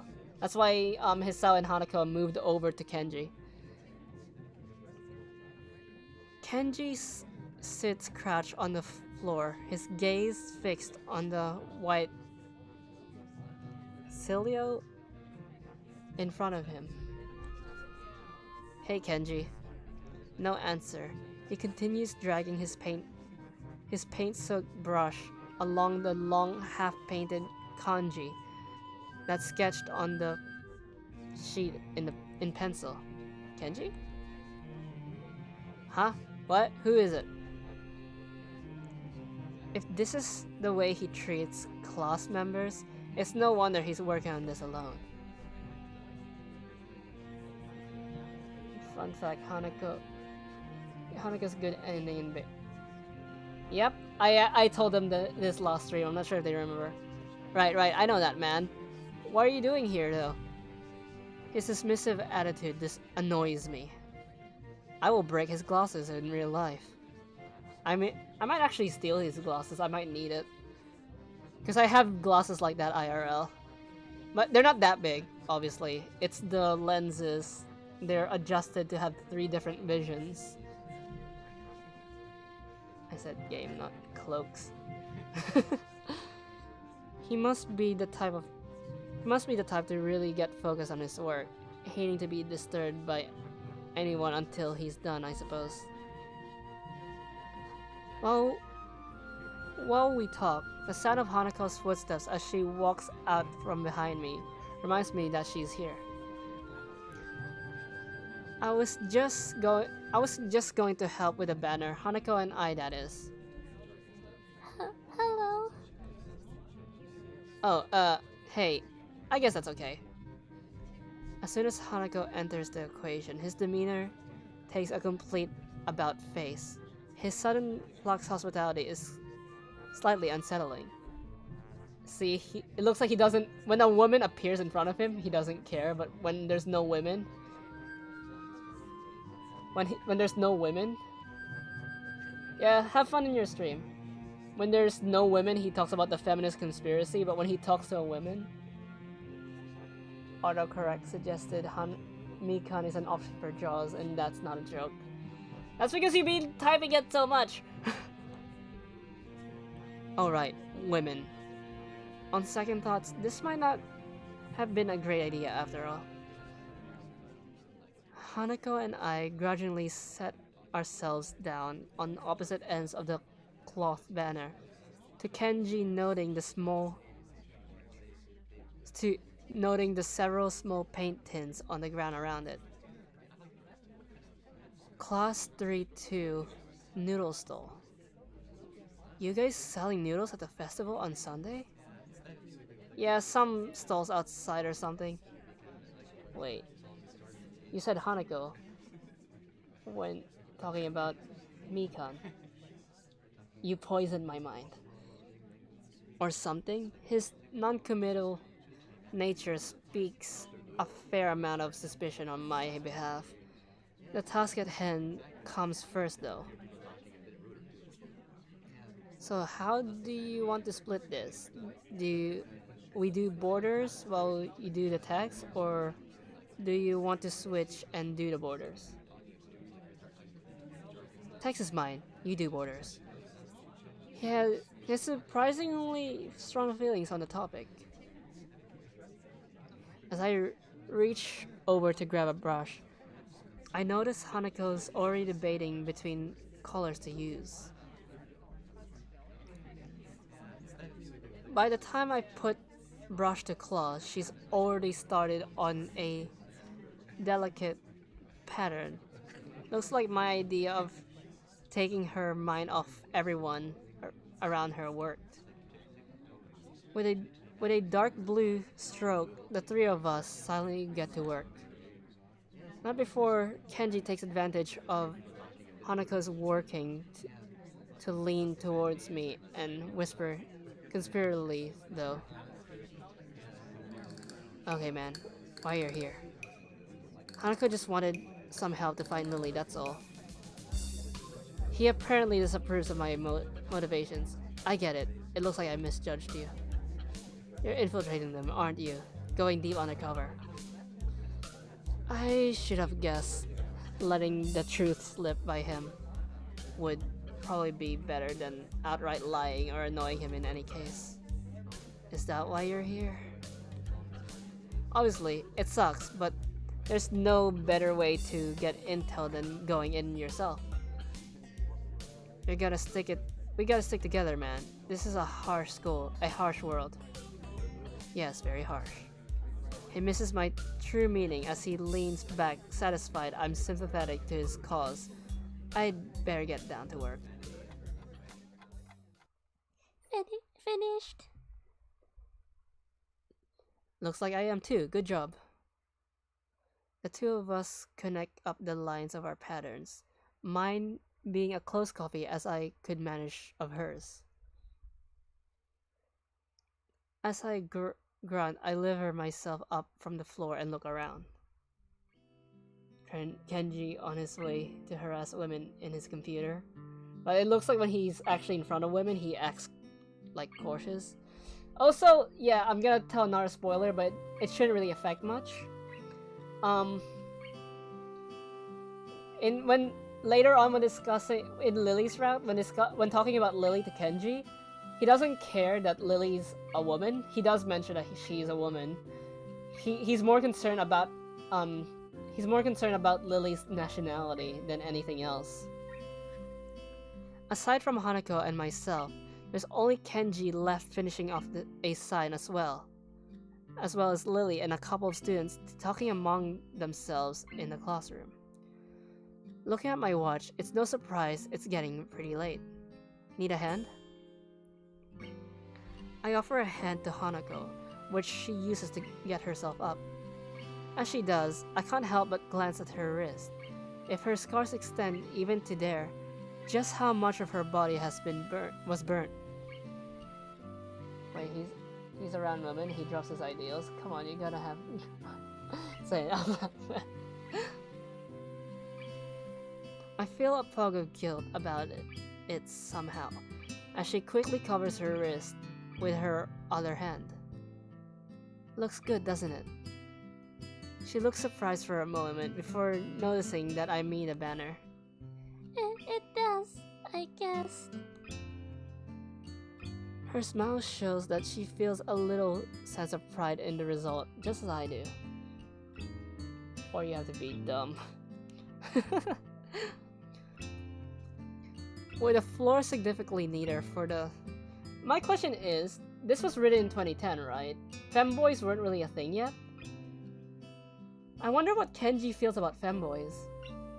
They exist. Natural femboys exist too, like people who just naturally look feminine despite being biological males.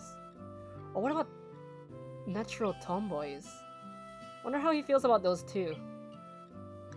With the floor significantly neater for the decorations being placed on the desk and shelves, it's much easier to get to Lily as we cross the room. We've finished the banner. I guess that's all that needs to be done. Lily gives an appreciative nod. Thank you, Isao, Hanako. If there's any way I can thank you. It's fine. Beats sitting in my room studying at any rate. I don't mind either. Well, Rin is a bit of a tomboy. She is. She nods before suddenly remembering one last person. Oh, is Kenji still here? As I open my mouth, Kenji gives the answer from the other side of the room. Gotta love femboys and tomboys too. Yeah, I just finished. He carefully adjusts his sign. He carefully slides his sign onto an empty section of shelf to dry, before quickly walking past us and out the door. See ya, man. Bye. The remaining two students say their goodbyes to Lily before taking their cue to leave as well, leaving only the three of us. I feel like Kenji would really be into femboys. I can't explain why. It's just a feeling. He'll probably see them as infiltrators or something. Well, meanwhile, he'll probably see tomboys as as women who are defecting to the masculine side. That's what I feel. Well, I guess that's everyone. I hope we don't do anything like that again. Working past school time? Indeed. The class's plans this year were ambitious. Maybe too ambitious. Believe it or not, fudas exist. Like, intersex. Because my PE teacher back in high school told us that he used to work at a boys' school. And there was someone in a boys' school who actually had... There was someone in a boys' school who actually had a women part, and he identified as male. And he would have periods once a month, and he had to carry around tampons. That the staff were actually notified about the situation. And my PE teacher said that was unique. Since then he hasn't really seen a situation like that. This does look nice though. She's right. It shows that a lot of work's gone into them. Ara, I'm sure a lot of us would be glad to hear that. At least now, there's not much work to do until the festival itself. It's getting pretty late. Should we go? That's probably a good idea. Are you going back to the dorms as well, Hisao? Yeah, I guess I'll tag along. My classmates and I were like really shocked because this is mind-blowing for like a high school student who's like in year 8. Well, here in Australia we call it year 8, so people were around 14 years old. That someone out there actually shows that there are people who have both traits. And another PE teacher of mine says it happens like in 1 in a million chance, and she's not making up a number. Apparently, well, she was making up the number. She said it was like more. It's more like 1 in a few thousands. Oh, for real? I heard they were rare, but the only one of the organs work and the other one is just there and doesn't work. Yeah. And because it was an old boys' school, only the staff were notified and maybe the guys' close friends. Because, in a sense, I was kind of, when my PE teacher told that story, I was kind of worried about the guy, like, because he's technically biologically the only girl in the school. Some guys might have the wrong idea. But luckily, my PE teacher said the students didn't really have an issue. He was always going to be one of the boys. Then, wait, intersex like born with different genitals, not like something changed over time because of a different. That's different. We're more talking about the biological sex rather than gender, because gender identity can change. Sex is a harder thing to change besides, going through therapy or just being naturally born that way, like gender therapy. The nighttime lighting really makes the gardens look quite different compared to the usual look of the lush greenery. Things are much more calm. Being that it's so late, the lack of students around probably helps. The odd one or two can be seen scurrying to and from the dorms, trying to eke the most of their approaching curfews, but no more. All that can be heard is our footsteps, in addition to Lily's cane regularly, gently tapping the ground in front of her.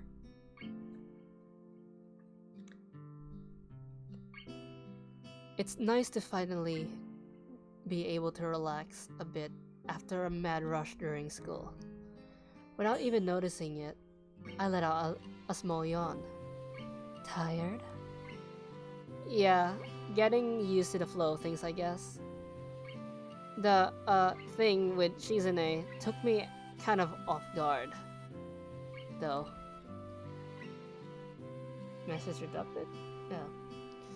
I grit my teeth a little at the candid moment of their rather public spat. That said, I do want to sort out what in the world was behind it. About that. I'm sorry about it being so public. Shizune and I go back some ways. Her voice seems slightly irritated as she remembers Shizune, obviously unwilling to discuss it any further. I glance to Honoko for her views on this, but her expression is, unsurprisingly, evasive and difficult to read. Either way, I guess her apologizing for it is something, even if my curiosity goes unanswered. I'll be glad once the festival is over in any case. The change of topics welcome, hearing the thickening air quickly. I can imagine my old school festivals were a lot more low-key than this. Yamoku stresses the idea of school community, so the staff likes to make our festivals and such special occasions. And yet the students are the ones who do the work. What an unfair world. So when do you get to choose the Chizane route? I don't know. But I know this game could be long.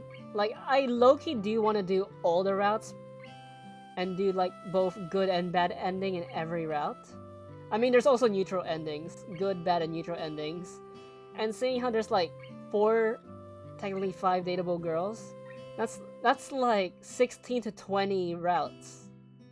So that's why I decided to just do Lilly and Hanako's good ending. And maybe come back to the game some point in the future. And also, Hanako and Lilly gives me the most voice acting training. Like, yeah, Valley Girl's just my normal voice, but I'm just talking faster with the thing. Meanwhile, using Emmy's voice, I'm mostly just letting out my true blue Aussie coming out. Meanwhile, Rin, I just sound bored. Meaning I don't have to put much effort into Rin's voice. And also, it's kind of fun doing Lily's voice, to be honest.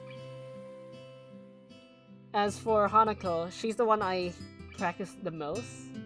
And that, even though you call it the Mikan voice, even though I could do it pretty easily, I feel like I can improve it.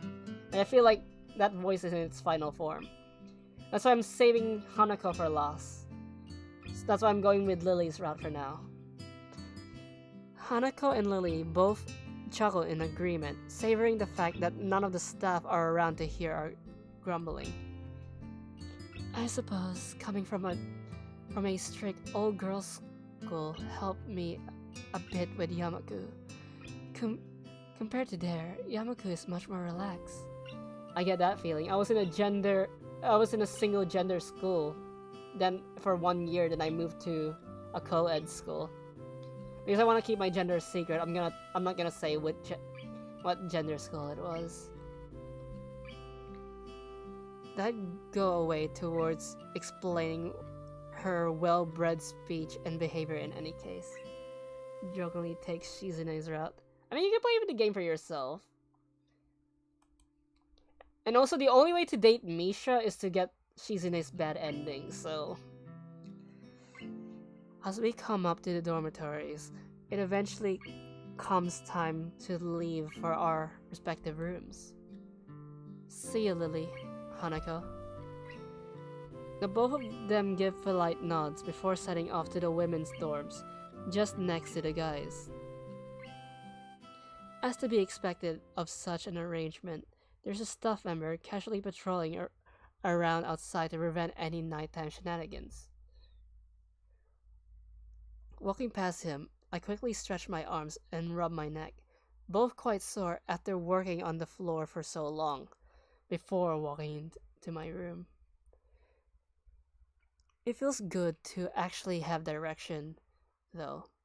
After so long in the hospital, the everyday facts of studying, homework, and teachers seem almost a blessing. I guess if things continue like this, my time at Yamaku might turn out okay. By the way, I keep mentioning Shizune's route just to, even if he's not here. I'll tell when I finish stream. I'm gonna go over his stream and say that. Adhering to the nurse's nagging voice in the back of my head, I set an alarm to wake me up early enough to go jogging again. Oh, if Spiral is still here, he's gonna notice my Aussie accent. I mean, apparently I already have an Aussie undertone when I speak in my regular voice, but you know, I made a promise that I keep going to it. Besides, Emmy is bound to rat me onto it if I don't show up. But it's not all that bad.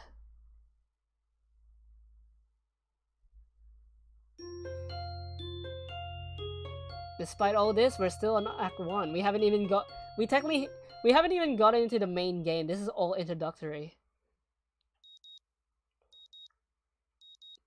Because once you're on a route, you technically choose your route in the introduction. And once you choose your route, that's when the main game starts.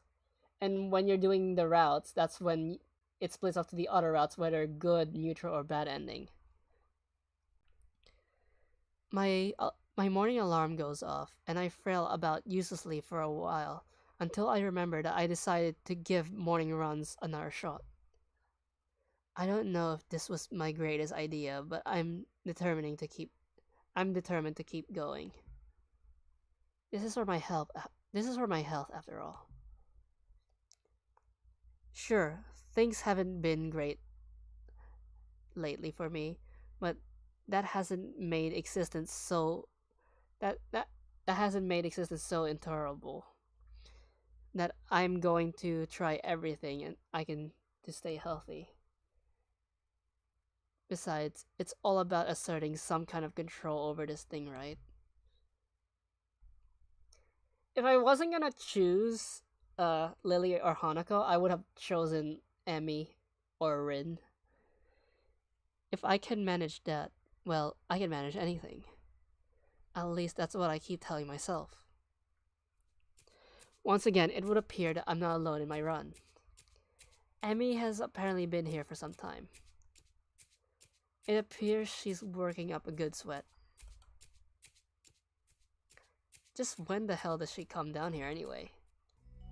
Ah, it's you. I'm surprised to see you again. Why's that? Well, not many people manage to come back for a second try.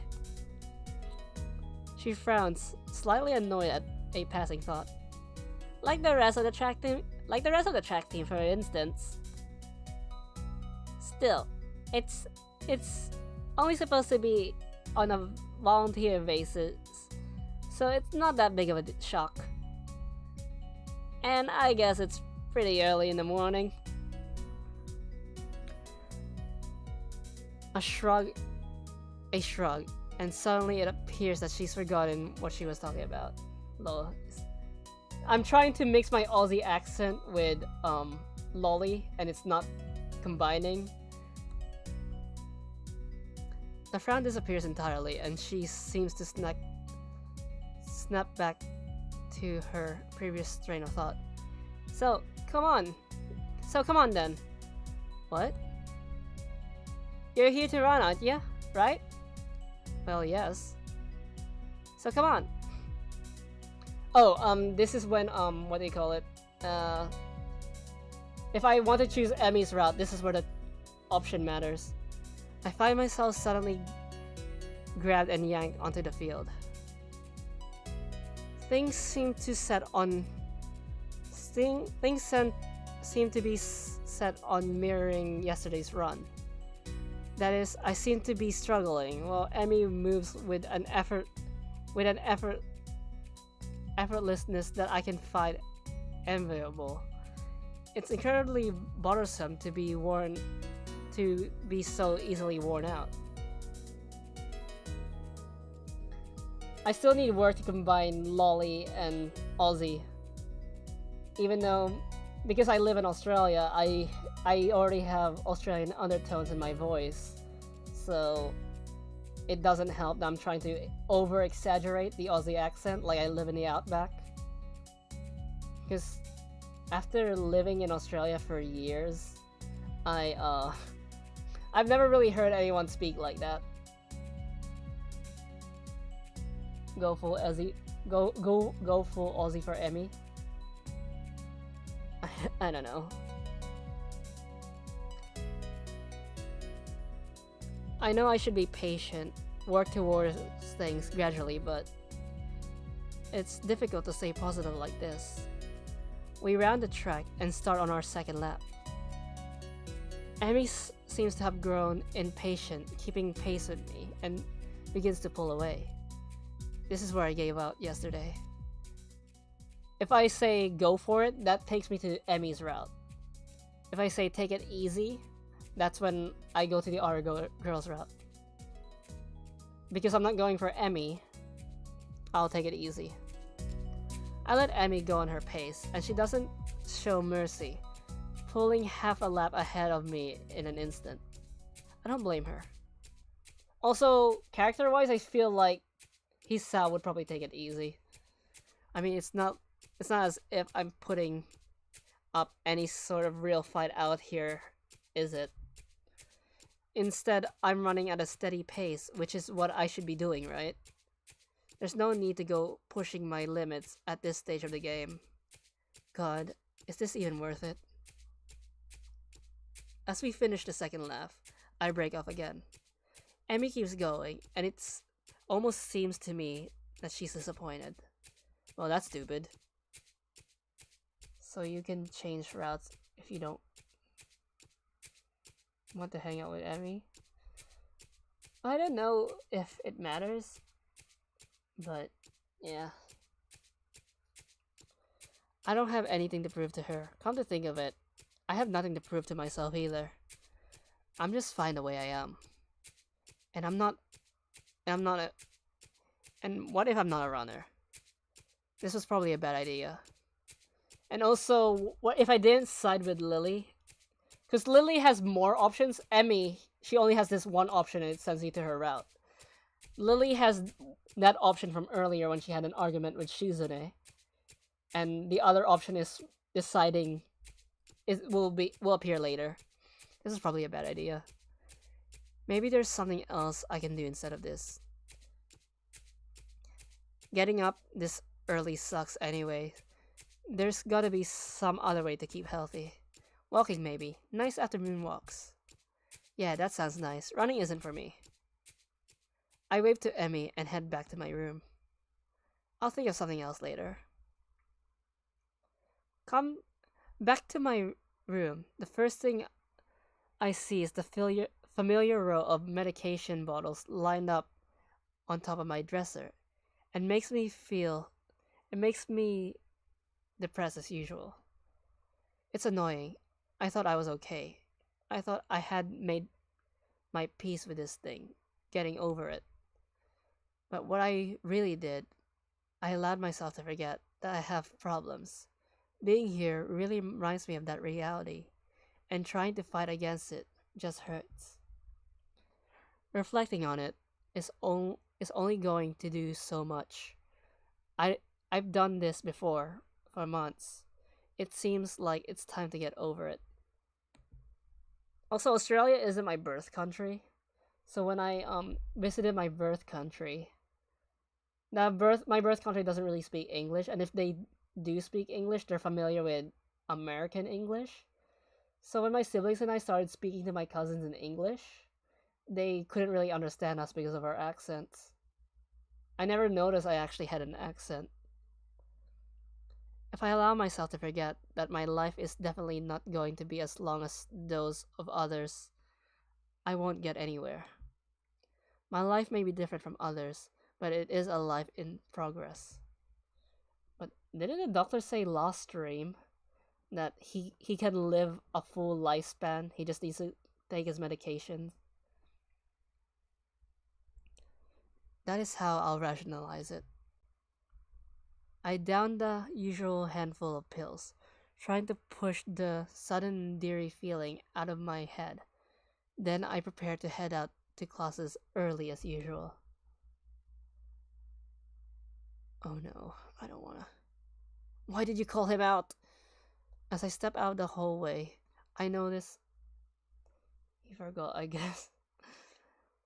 I notice Kenji coming around the hallway corner stealthily, making his way over to his room with a large bag. As he sneaks past me, I soundly like a ninja hiding in plain sight, I call out to him. Hey! Why did you This doesn't make sense. Hisao has complained how much he doesn't like Kenji, and here he is calling out Kenji.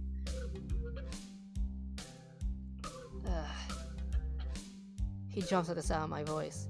Oh, hey man, I didn't notice you there. I'm really tired. I think it's more like he didn't see me, but that's not the issue. Oh wait! I almost forgot. There's also the Kenji route. And Kenji only has one route, which is automatically a bad ending. And I told you guys that in Kenji's route, he actually does try to kill you. I think he tries to push you off a roof. I think it's more like he didn't see me, but that's not the issue. Where Where have you been this early? Shopping? Nah, I wasn't shopping. Sometimes I just have to visit the math teacher. Yeah, I figure it would be a good idea to find out when the next exam is, since he tells you in advance if you want. So then, what's in the bag? Are you going? Are you such a glutton for punishment, MC? I'm starting to think his Sao is a masochist. I thought I'd go shopping while I was outside. I need supplies to continue my fight against the vast feminist conspiracy. Okay. Didn't you just say you didn't go shopping? I thought you didn't go outside. I wear a hat now. I decided to point out that he is not wearing a hat. An awkward my accent broke there. I don't know, I think it was his conspiracy theories or something. I don't want to pay attention to his route. I don't even know how to get to his route. And he only has one route. Like, the girls have the good, neutral, and bad ending. Kenji just has an automatic bad ending, where he tries to kill you. And he's the only one in the game who tries to kill you. Unless you count the beta version where Hanako's bad ending, she actually kills you. But that's the beta. An awkward silence settles between us, and then Kenji breaks it by pushing his door open slowly, releasing a creak sound into the air. That only makes the moment seem more awkward. He sets the bag down inside his room and then closes the door. Kenji's right, the MC is reptilian. I'm surprised you went out your way to find out a test date. Trying to take advantage of an opportunity to study is pretty diligent. I never study. Oh. I just wanted to know when the next test day was. I'm still going to take it, duh. I just need to know so I know what day I can't afford to skip class. He usually sends out updates on crap by phone, so I had to step out and check up on it. And why do you have to go out? When you get when can you get it on your phone? I don't carry a phone. What do you mean you don't carry a phone? You mean you just leave it at home? Nah, I don't use phones. I don't have phones. I have no phones. Why don't you have a phone? How can you not have a phone? No phone at all? No phone? I just don't like phones. Actually, I'm kind of scared of them. I don't know why. I think it's some kind of repressed trauma. But basically when I hear a phone, I get nervous. It's my darkest secret. I have two theories on it. Either I have some fear of receiving some undefined, ominous, life-threatening doom call, or I was beaten with a phone in the past. Beaten so badly I can't remember. Beaten in the head. Well, where else can I get beaten with a phone? That would make me unable to remember it. The ass? Also, I read somewhere that the reason why Kenji is like this is because apparently a girl cheated on him or something. I've never really researched on Kenji. And Ragnar just tends to ignore him. Unexpectedly logical. I feel very depressed now. Sensing this conversation is more or less over, Kenji opens his door again and prepares to head inside. Somebody hit Kenji in the head with a Nokia phone. Yeah, I'm going to sleep, dude. Have a good one. Class is going to start in like 20 minutes. I already did something today.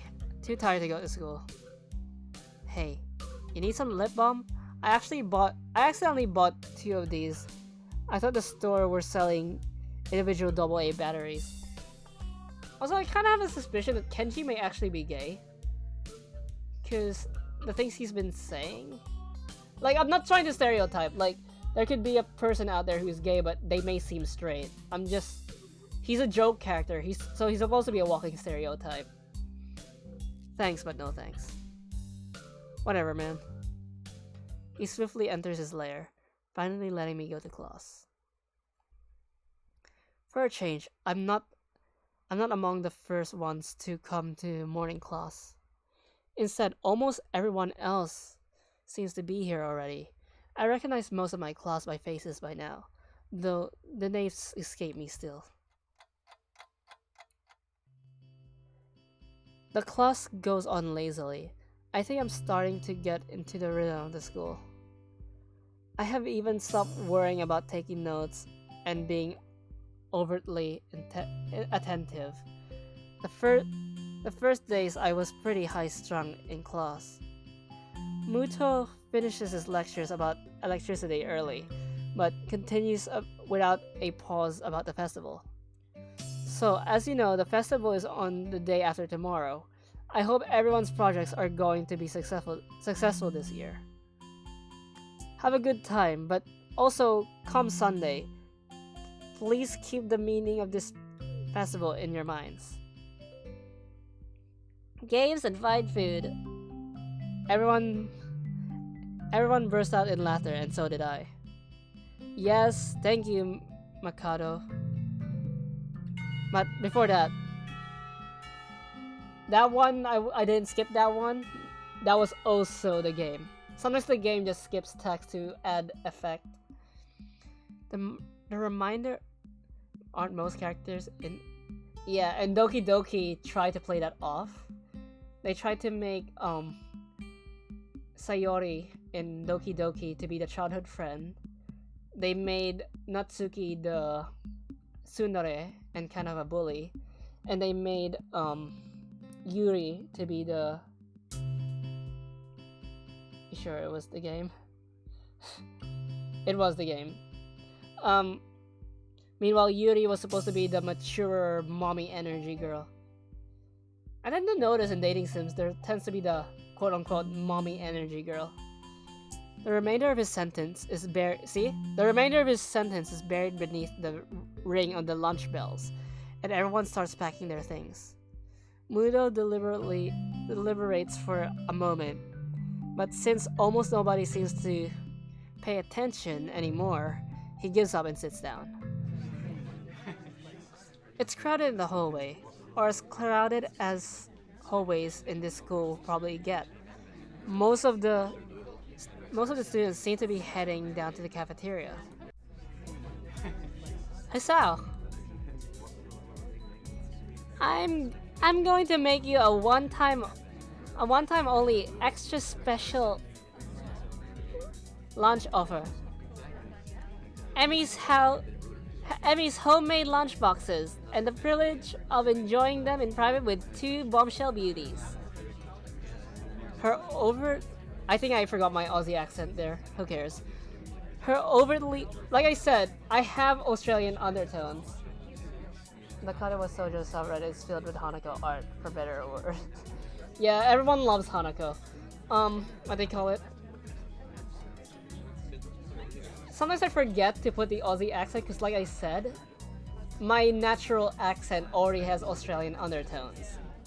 So that's why I tend to forget. Her overtly flirtatious sales pitch echoes in the hallway. A remarkable feat since it's full of people. Amy strikes a very confident-looking pose, as though as an attempt to one-up her her own ridiculousness, puffing her very modest chest and making the V for victory sign with her hand. Sounds delicious. To what do I owe this honor of being invited? You stood there, looking lost and sad, and I thought you could use some company. That is probably the most depressing reason imaginable. So, how about it? You're probably really lonely and would eat that awful cafeteria food all alone otherwise. Yeah. I'm kidding. Sure. I'll have your lunch offer with pleasure. Let's go to the roof. The roof? Why the roof? Because that's where we're gonna eat. That's where we gotta eat lunch. And if you don't get up there, then she'll probably wander off, and then I just, you know, she'll go hungry because she never packs a lunch for herself. She's talking about you know who. Who will? Come with me. Without answering my question or waiting for a response, she grabs me by the arm and drags me through the hallways. I attempt to make conversation on the way. Somebody in the subreddit has a Kenji for turning them gay. Got mad at Kenji for turning them gay. Why do you have an extra lunch? Emmy smiles guiltily.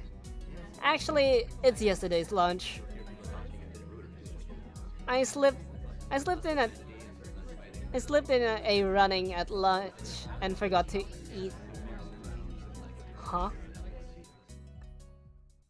And you could also notice each girl also have their own artist. That's why you've noticed that the girls tend to not look that similar to each other. The stairway to the rooftop is very dilapidated, but it's clearly been used recently. At the top of the stairs is a door complete with a missing padlock. I wonder who interpret individual was that I can't read.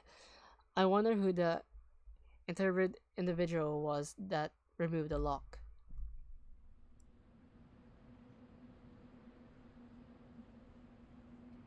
Yeah, I noticed, especially when looking at Emmy and Misha, that I'm using the same voice. Emmy shoves the door open and starts beaming into the sunlight. Suddenly, a tall, dark stranger appears out of nowhere, standing imposingly in front of us. Emmy flinches back, almost falling down the stairs. Eek.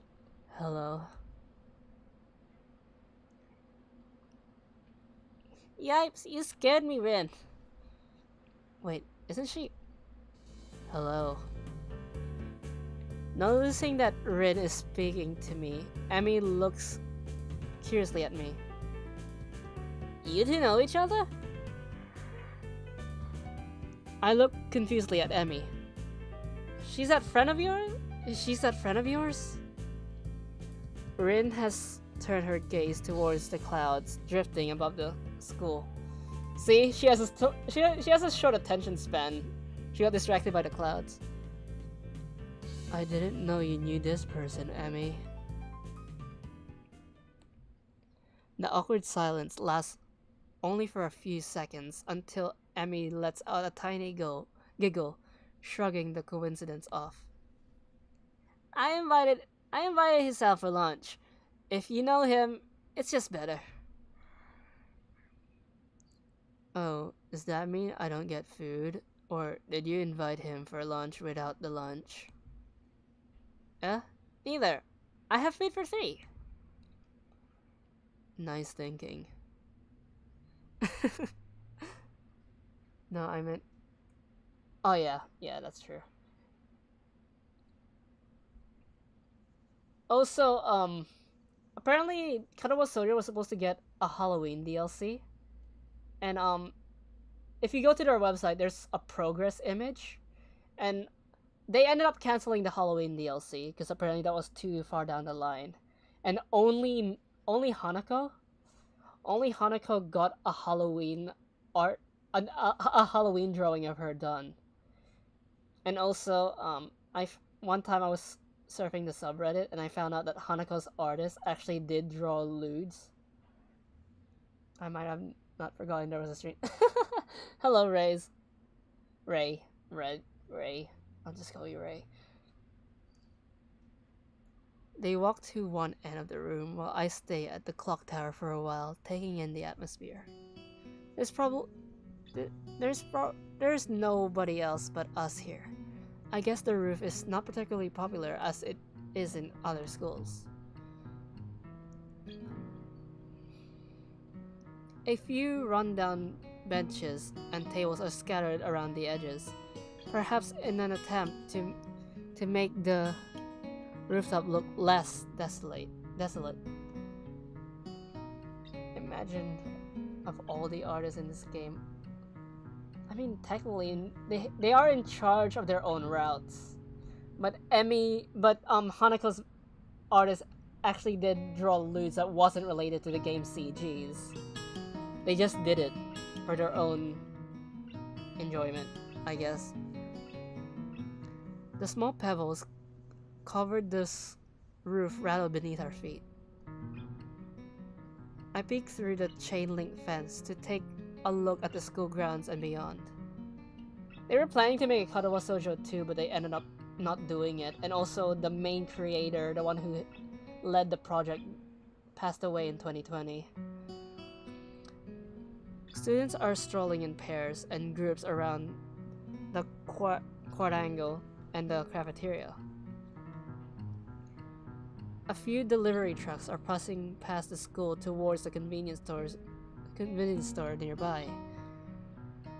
Somewhere, a watchdog barks at a passerby. Somehow, when I look towards the town center, the small town feel strikes me very strong but palatable. Yes, it is. You saw it? The hectic, and you could see how different the art style is, but it's the same artist. The hectic lifestyle of the big metropolises seem so far away and foreign here. Nobody has to run to catch a bus like their life depended on it, or get their senses overloaded by neon lights and traffic jams.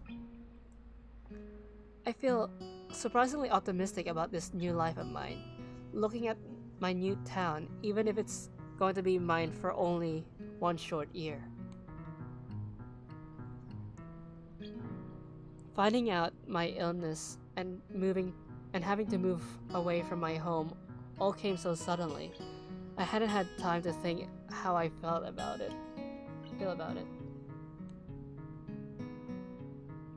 No, yeah, it was in the progress log, but they ended up canceling the Halloween DLC. Also, it didn't really make sense because, what do you call it? It didn't really make sense because this game is set in Japan. Halloween, yes, some Japanese people do celebrate Halloween, but they don't really celebrate it like the Americans do. And despite the game's setting being in Japan, the developers weren't from Japan.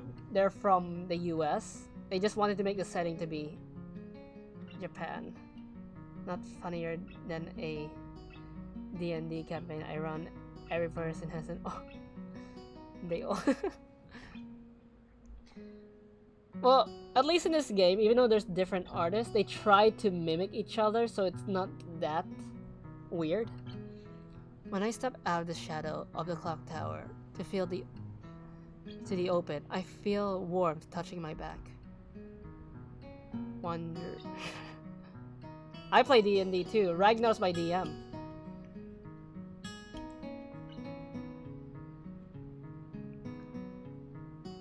Ragnar's my DM, and I tend to play with him.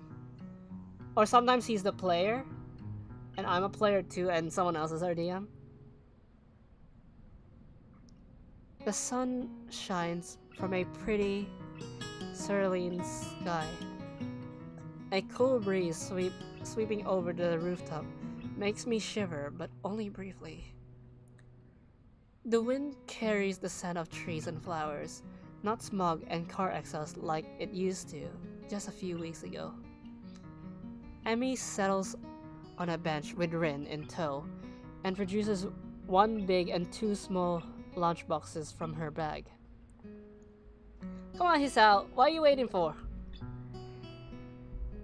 She's begging me to join them, making room on the small making room on the already small bench. I sit myself on the corner of the bench to take as little space as possible. It's pretty cramped, but somehow all three of us fit on it. The funny thing is that a friend threw another party in it, and they all said, no, you must draw your character, but impressive view. Emmy suppresses a giggle and places a lunchbox in front of Rin and hands another lunchbox to me. Here you go. Lunch as promised. Homemade, no less. I'm impressed. Whoa, this looks really good. Thanks. I make it myself when I can. Conversation dies off as I set about the business of feeding myself. Taking a few bites, I glance up and notice Rin then fully opening the lunchbox and popping a forkful of food into her mouth using only her feet. Even though I've seen it before, I can't help but be impressed by her dexterity. It's also a reminder of the sort of place I am right now. Will I ever get used to sights such as this? I can't decide if getting used. I don't care. Whatever. I don't care if getting used to such a thing would be a good thing or a bad thing, either. Does getting used to this mean I'm giving up on being a normal person? Or does it mean that I'm becoming more understanding about those around me?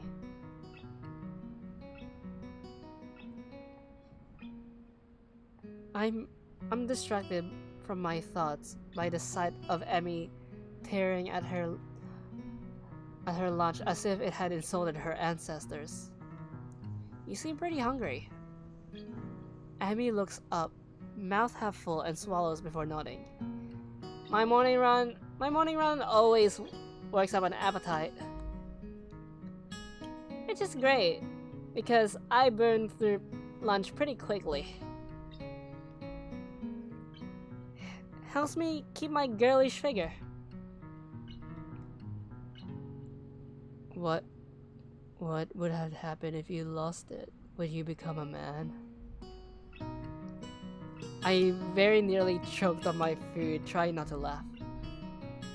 It's a figure of speech. Does your figure have to run in the mornings too? Do you always talk like this? Not like what? Like what?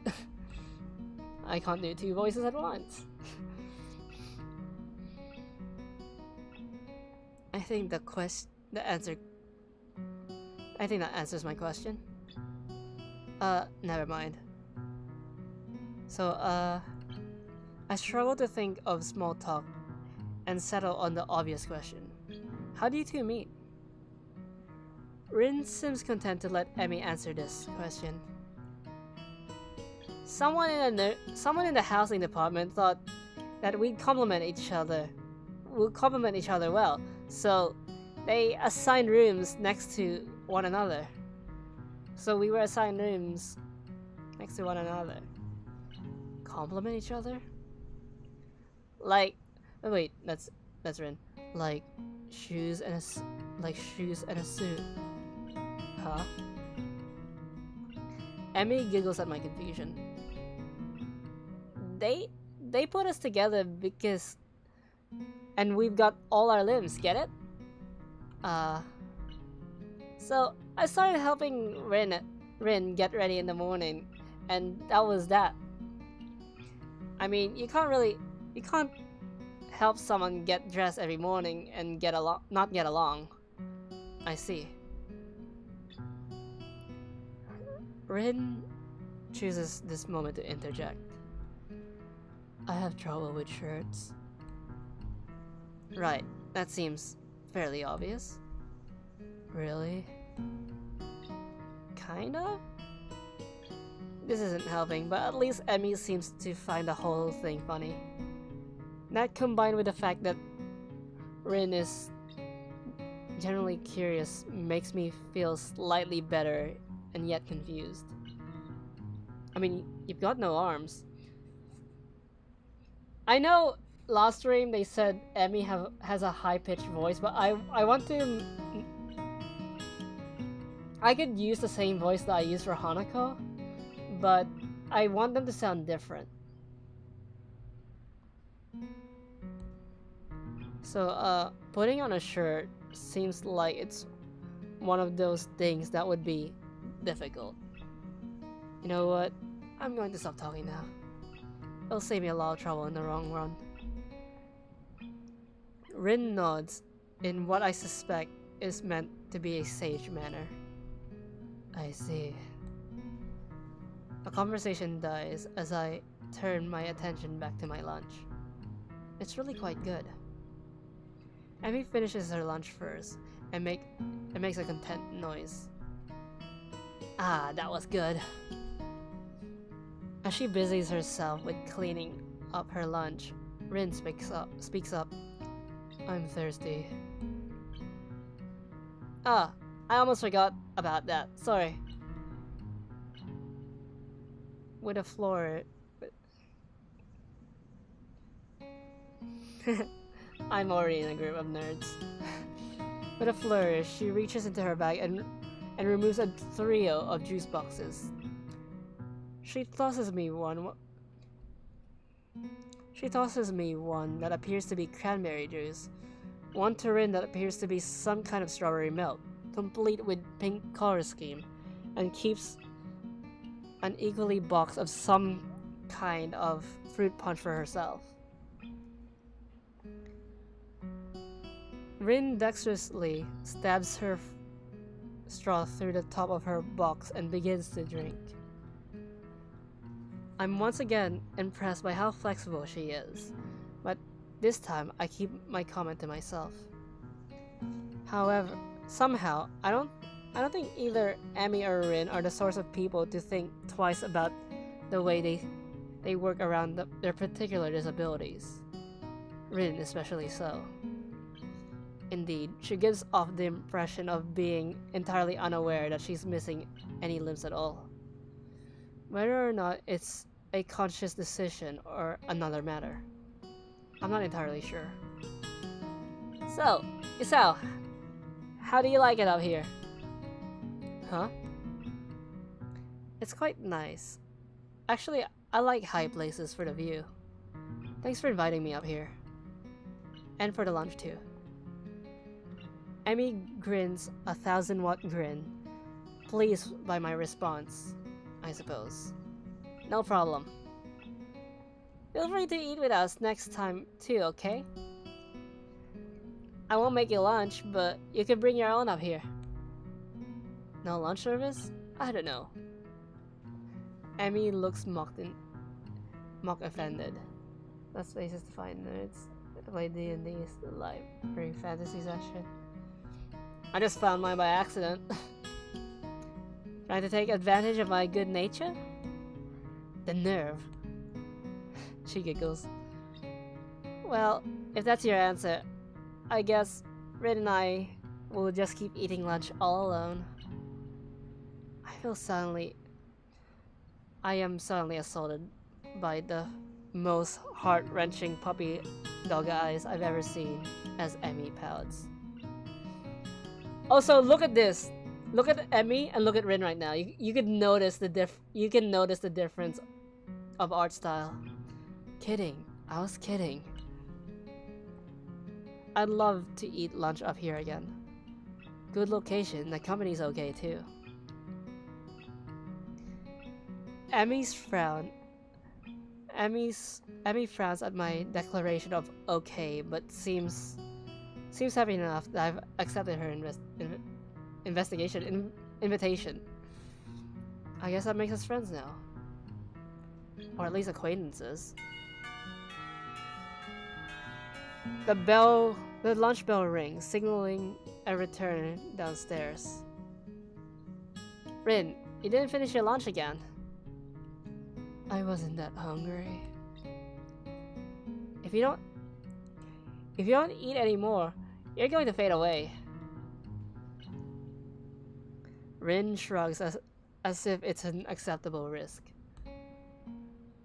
Come on, we'd better get going. The three of us head downstairs together. Would you believe me if I say I never saw anyone play anything at a library besides computer games? I don't know. And I spent a lot of times in the library. And in most public libraries, you can rent out rooms, and some people tend to rent out rooms to play D&D. The afternoon class passes once again. I found myself without a plan for anything to do after school, so I head to the library to return a couple of books I finished reading. Walking inside, I see that there are about as many students here as there were on Tuesday.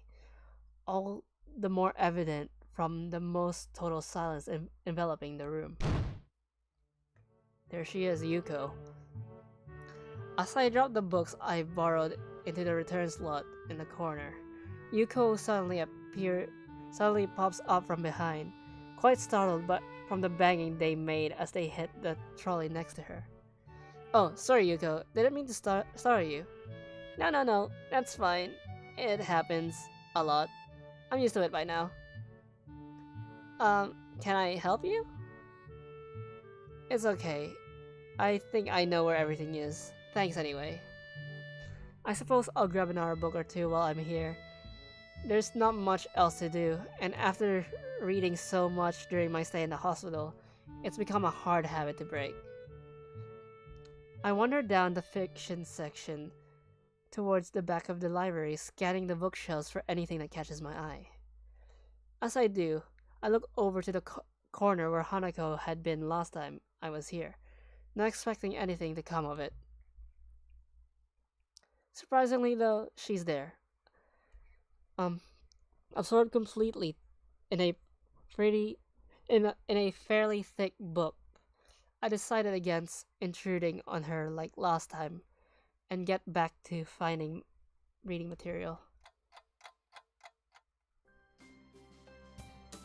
After an indiscernible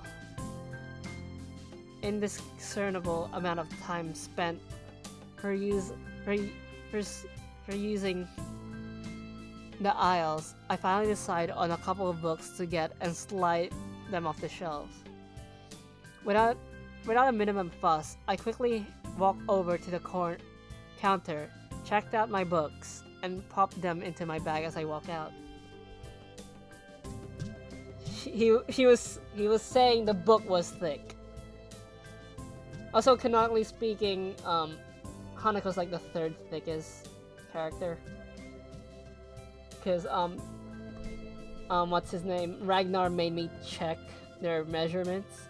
Lilly ends up being the quote-unquote thickest, followed by Misha, then Hanako. Or was it Lilly? Was it Lilly, Shizune, and then Hanako? I need to double check. It's been a long time. By the time I leave the main building, sunset isn't too far away.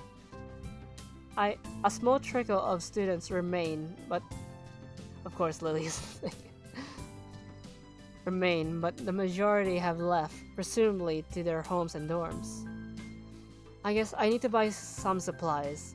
I can't live off cafeteria food and eat out for the entire my stay here. Can you confirm which one is thicker? We know Lily's like number 1, but I get confused between number 2. I know Hanako's third. As I leave for the gate, I make a few loud stretches to try and stave off the tiredness that's accumulated over the week. After passing through the rounding and rounding the corner, though, I see a solitary figure walking downhill towards the small town below. The color of her hair and tapping of her cane was unmistakable. I quickly walk up to her, which seems to catch her attention without a word needing to be said. Hey, Lilly. She takes a moment to place the voice, slightly adjusting her head to face a bit more towards the source of my voice, as she does. Hisao? Well, Spiraled and Raze are calling you out, Firewall. What's your defense? What's your defense, Firewall? At least by mistake part. Hisao? Yep, that's me. She seems to have a good memory for voices. The fact that she actually remembered is a pleasant surprise. Misha is apparently the thickest. Good evening. What brings you here? Because I remember when I checked, I think it was Lilly who was one. It's second place I tend to get confused if it's Misha or if it's Shizune. Because Hanako is third, and Emmy is like last place. And also, fun fact, Emmy is actually the eldest character. Once again, she gives a small polite bow, and once again, I reply in kind before realizing that I didn't need to do so. Just going into town, you? Ara, what a coincidence. Doing the same thing, I usually go shopping on Fridays. She pauses for a moment, suddenly looking a little lost. That said, Hanako usually comes into town with me. My defense is that I looked up Hanako's...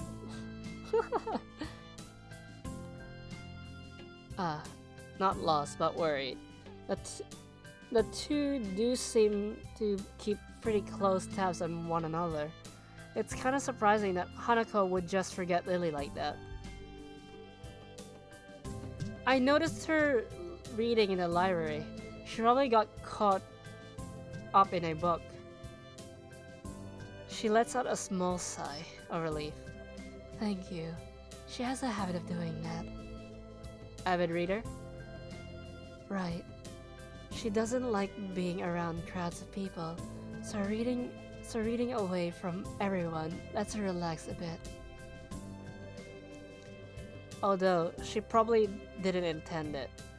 I can't help but grimace as I recall my first meeting with her. So Misha is also named... I don't know.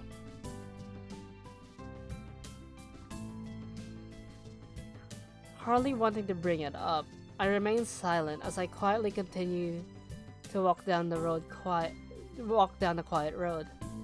Tick, tack, tack, tack. With the road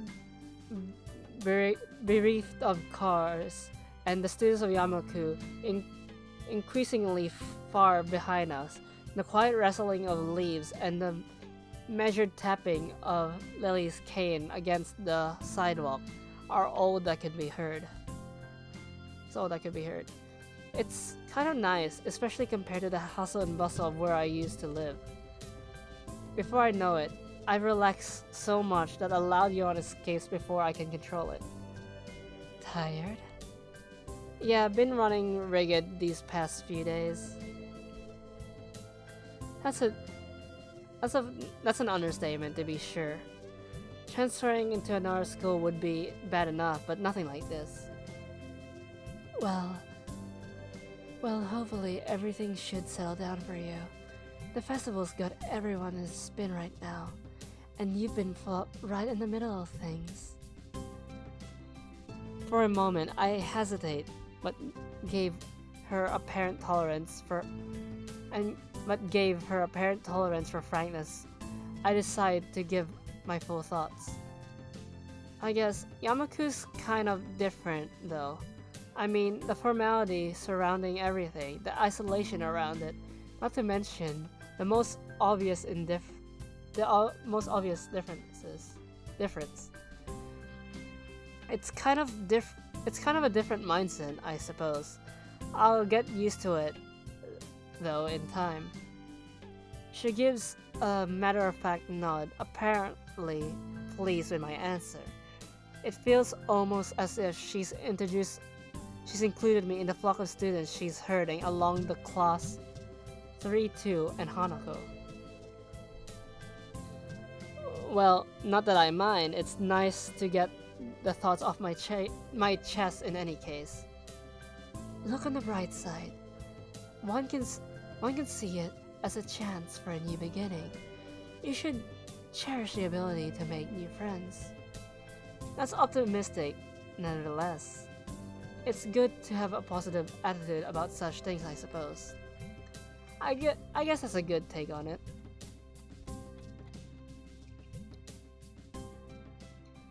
I'll continue stream for another 5 minutes.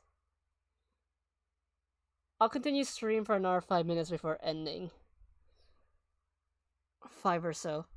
Walking on down the road, she seems to become somewhat unsettled before I can ask what's on her mind. She seems to collect herself and speaks up about something else. So, where in town were you going? That's a pretty good question. I'd come in to buy food, but the layout of the place is still totally foreign for me. I had intended to just wander around and see what I can find, but with the sunset already approaching and nightfall not too far away, that doesn't seem very wise. I'm going to ask her for directions again. I was just going to get food, but now that you mention it, I don't really know the way. Well now, this is quite lucky. I was just about to go to the convenience store myself. Looks like I'll be in your care again then, thanks. Together, we walked to the convenience store. My pace carefully slowed to remain beside her. Compared to my usual walking pace, hers is quite a bit slower. Not that it's without reason. Do you know the way? What is this, 2018? Hey look, it's not 7-Eleven. After what couldn't be more than several minutes, I catch sight of our objective. This town really is pretty small. Without further ado, we make our way inside with a greeting from the counter. Mind if I tag along with you? Usually Hanako would help me, but seeing as she's not here. It takes a moment before I realize what she means. Considering that she wouldn't be able to read any of the labels, shopping without help would be a big pain for her. Let's go back to 1997. That said, I can't shake the feeling that she'd had this idea since I said I was coming here. Sure, it would be my pleasure. I grabbed 2 well-used red baskets from the small stack behind the entrance, handing one to Lilly. She lays it on the ground, putting her school bag in, retracting her cane, and sliding it through the basket handles before picking it up with her right hand. Wait, if she isn't using her cane? Before I can complete the thought, she comes beside me and pinches the collar of my uniform in her slender fingers. Is that alright? Sure. I have no reason not to accept. I can think of worse things than shopping with a pretty girl holding onto me even if it is out of necessity. That's supposed that's supposed to be a gun. Do you know the way? We navigate our way through the store, with not one of the occasional passing customers seeming to bat an eyelid. Considering how close Yamako is, I guess seeing students from there, would be entirely normal for the local residents. As we reach each aisle, I quickly check with Lilly and find out what she needs. I grab it along with what I'm looking for, and put our items in our respective baskets. I guess this is the same routine she and Hanako follow every Friday. Right. All that's left is bread, and that should be my shopping done. Do you need anything else, Lily? No, that should be everything. Off we go then. With a quick side trip to the bakery section, we make our way to the registers. The line, thankfully, is almost non-existent. It's not long before we've both paid for our food and are out the door. As Lily retrieves her cane and extends it to full length, I waste a minute looking upwards at the night sky and holding both our bags. Everyone seems to like Lily. That's why I'm gonna do her route first, and I'm gonna do Hanako's route after. I'm only doing 2 routes. I'm not doing 20 to 21 routes or 16 to 17 routes, because Kenji is a joke route. For a moment, I tried to make clouds with my breath, but the summer heat doesn't seem to cooperate. Eventually, she rights herself, taking a few stretches before taking her bag and leaving me to my 2. You tired as well? Why did you think Jugo was in the Jinu? Because she was popular? The festival preparations have been complete chaos. Shizune breathing down my neck doesn't exactly help things either. Hey, she's only trying to get everything organized. Better now than later, right? I suppose. I'm going to enjoy relaxing in town tomorrow, that's for certain. Dude, Chi-Chi's voice, lol. Also, the title came with a weird plot summary of Danganronpa 1.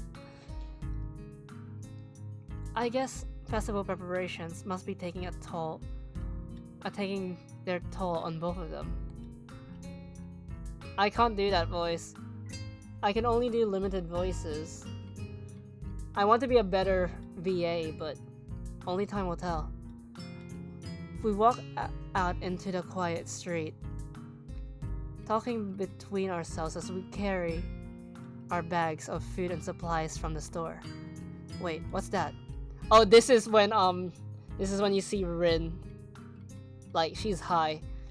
I notice a very distinct figure making its way towards us, silhouetted by the street lamps. I'm gonna wait until his Sal goes to his dorm, then I'll end the stream, because I said 5 or so minutes. It looks like I'm going over that. For a second, I think it's a Narmel student from my class, but as he, or should I say she, gets closer, I recognize her quickly. Rin, what are you doing out here so late? Rin? Lily picks her head, looking like she's trying to focus on listening more keenly. It suddenly comes to me that I should probably interpret the scene for her. It's Rin Tezuka. I think that was her last name from our school.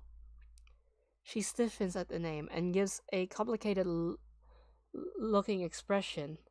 Something like a fusion of a compromised smile, composed smile, and a painful cringe. Ah, I understand. I guess Lilly knows Rin too. Rin turns to look at us, looking troubly out of it. I'm not entirely sure if she recognized either of us, or at least doesn't acknowledge it if she does. I probably can't. Also, 02 sounds normal to me. Like, she's not really doing a voice. She looks like a zombie or a statue of a zombie. But slowly, some symptoms of understanding seem to light in her eyes.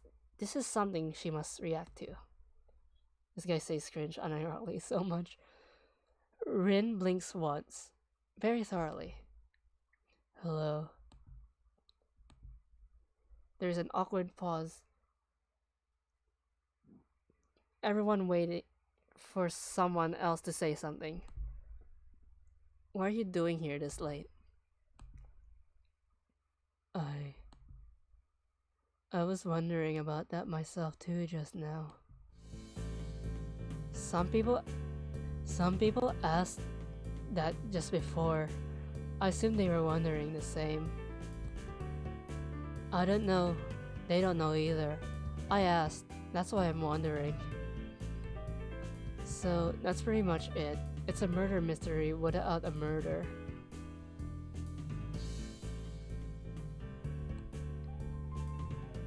They were going that way. She turns facing to her right in order to demonstrate the direction the other people went, as if that was important. Then rotates back like a mechanical puppet to one of those overly complicated clockworks. For a person who gives an impression of being the quiet type, Rin really does use a lot of words to say things that don't need to be said.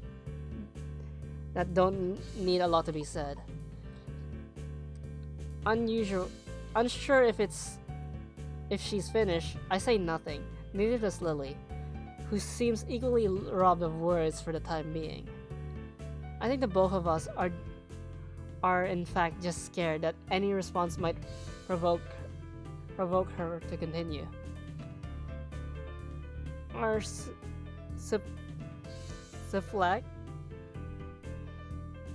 lack of reaction doesn't, I can't say that, stupefied? Yeah. Reaction doesn't faze Rin at all. She keeps looking at us expectantly, a calm hint of expression on her blank face. She seems to be that kind of person, always so relaxed. This is the girl before I saw her chest. Yeah, I know.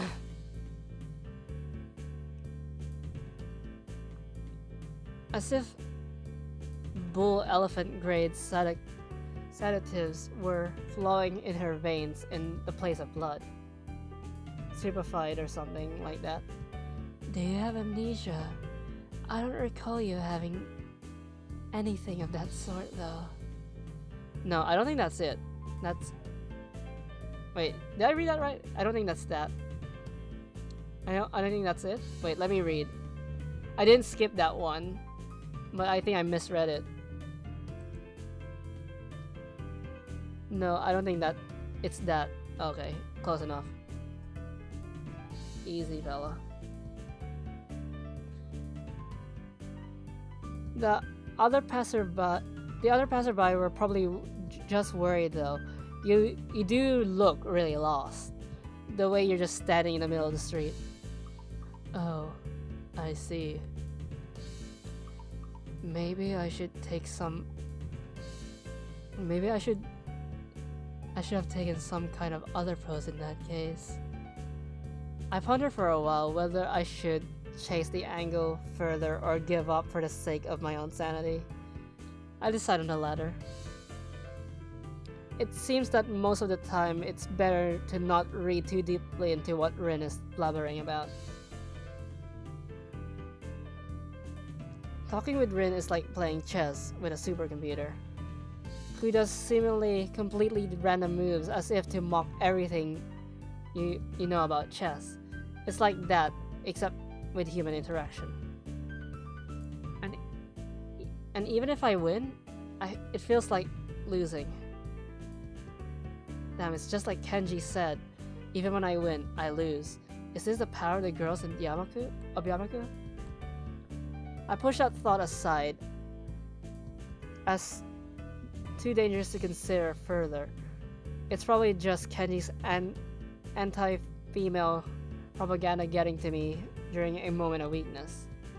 Yeah, maybe taking another pose might have worked. So anyway, you have no idea what you're doing here?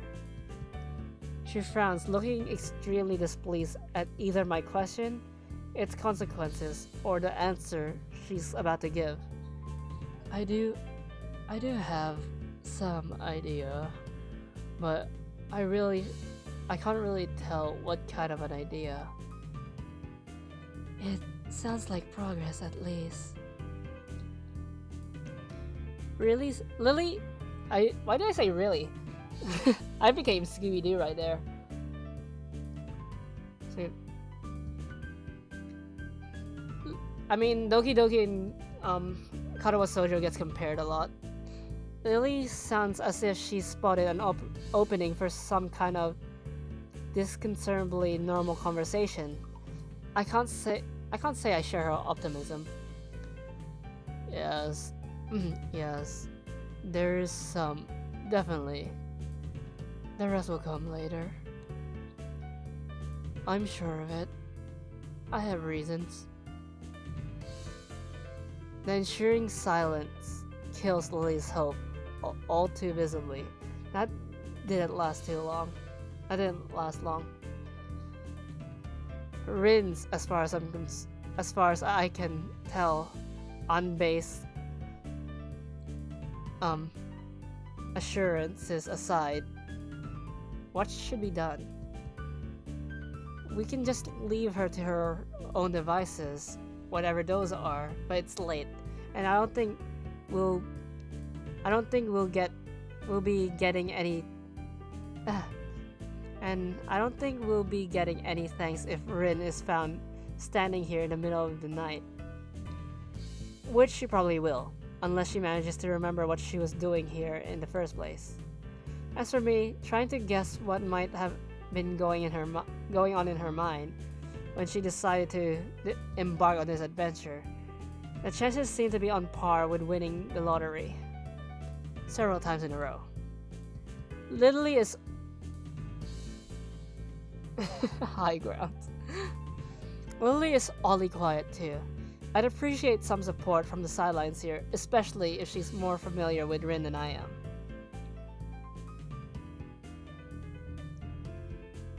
But it can't be helped.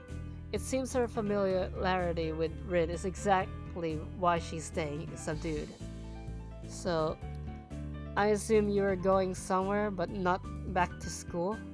Any idea where? Her eyes widen and shrug, and she jolts back in a somewhat artificial way, making it seem like an act rehearsed for situations like this. Are you a mind reader? Is that your disability? How unique. No, what? Why would you think that? You knew what I was thinking. It was just an educated guess. Like I said, I'm sidekick. I'm kidding. I just have really good intuition. We walked this same street in the other direction just before to get to the store. If you're going to school, we would have met you on the way. Oh. She looks a little disappointed. Like Kenji, Rin appears to... Don't compare Rin to Kenji, please. Rin appears quick to jump to complete irrational conclusions. Maybe it's something in the water here. I make a mental note to stock up on soft drinks. You know, this is the second time this week that someone asked me if I was a mind reader. Did I really give up that impression? Rin shrugs her shoulders, which is all the answer I get. You know, maybe you should come back with us to school. To the school. So what's the deal with the anime characters? Hi, Saiga. Wait, wrong VA. And you should be dead. Lilly interjects as I am about to further debunk my alleged mind-reading capabilities. She seems rather concerned, the paper-thin smile on her face badly disguising the fact. Maybe she came to the same conclusion as I did. For everyone's sake, I decide to let the mind-reading topic drop as it's entirely inane anyway. Yeah, Lily's right. If you don't remember, there's no point staying here. Rin considers this rather simple deduction for a moment, then nods.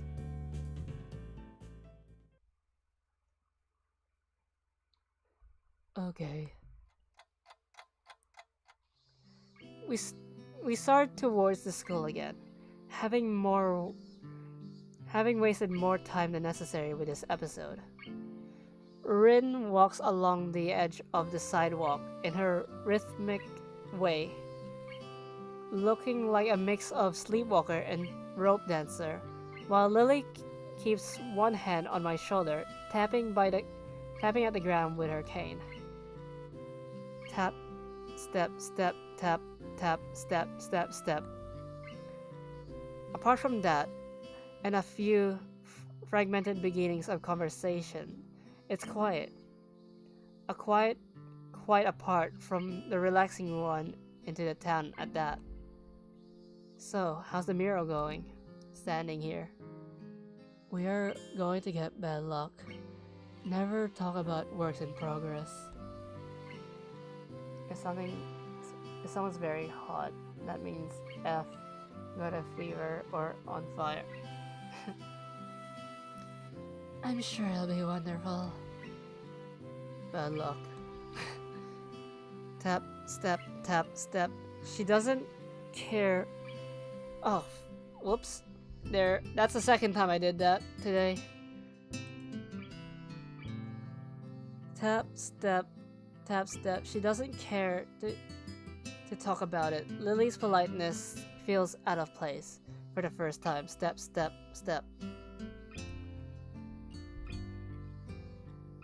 The hill Yamaku rests on top of, it's surprisingly steep. Going uphill, we slowed the pace, but I feel my pulse raising and breathing getting heavier. Almost there, I can see the gates already. More than that, though, I notice that Lily's hand slightly tightens on my shoulder, interpreting it as a gesture that she wants to ask something. I speak up. Anyway, anything wrong, Lily? I resist the urge to say, aside from our traveling companion, but only just. Trying to make history. But who's to judge the right from wrong? Nah. My favorite line of that song is violence breeds violence, because the way they sang it and the way the instrumentals are when it comes to that, it's just amazing. For a moment, she seems to debate whether she should bring it up, but she goes for it anyway. Is everything alright? Alright? What do you mean? The fact I couldn't interpret her incredibly vague question puts her off for a second. It's just, you seem unusually tired, I guess. Now that she brings it up, I notice that my breathing is strangely heavy. The uphill walk has already done a job on me.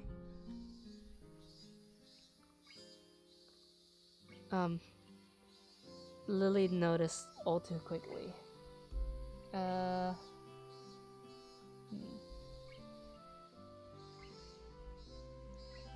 S- I might as well just tell her.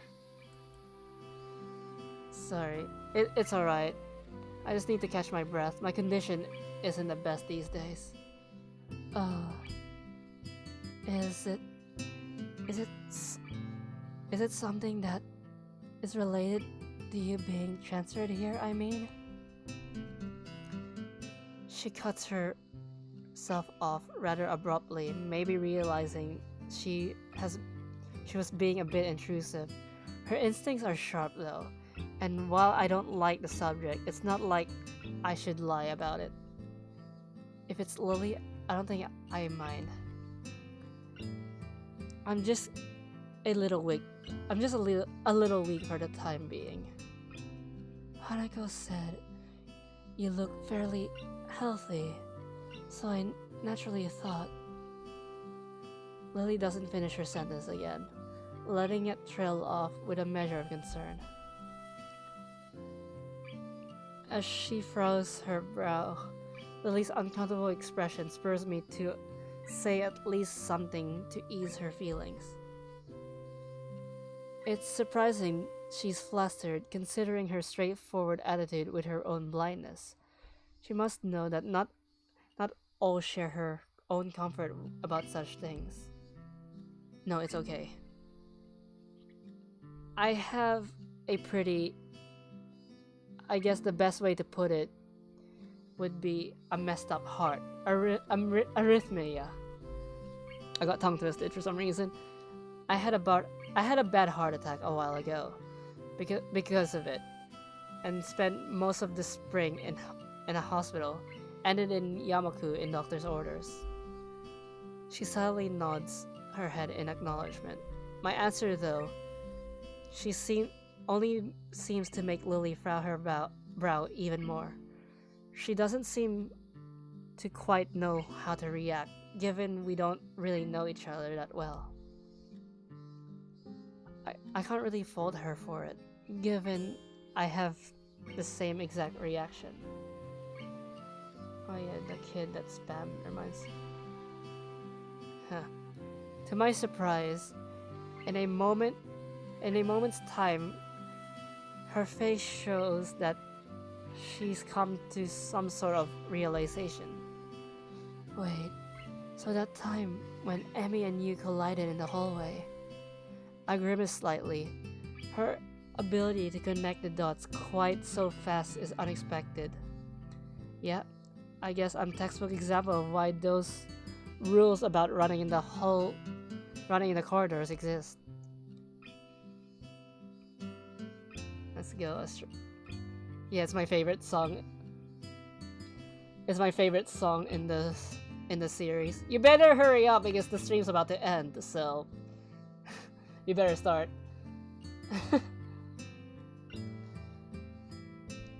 That was a little more dry than I intended. Lily visually shies away from continuing the topic. Well, I do want to ascertain her concern. I really don't want to dwell on this either. Don't worry about it. I tried to offer a reassuring smile, but then I realized the futility. Without knowing this, Lily smiles at me reassuringly, but doesn't say anything further. Dude, same. Stranger I Remain is the best. Yeah. It may sound weird, but the song reminds me of myself. Like my own journey. Both the demo and the final version that was in the game. Because the demo has different lyrics. Both versions remind me of myself. That's why I like the song. I'm not saying I'm Mistral. I'm just saying that the song kind of relates to me. Besides the French part translates to the heat. The boat is creaking, but it's the heat that bothers me. Yeah. Arriving at the dorms, Rin stops in front of her mirror, as if lightning struck her. She had been co- she had been so quiet for almost all back that the walk back that I had all but forgotten she was there. It's Friday, isn't it? It's Friday, isn't it? That was the wrong voice. It's Friday, isn't it? Yes, it's Friday, 8th of June. Close enough, it's 12 right now. For me. This is bad.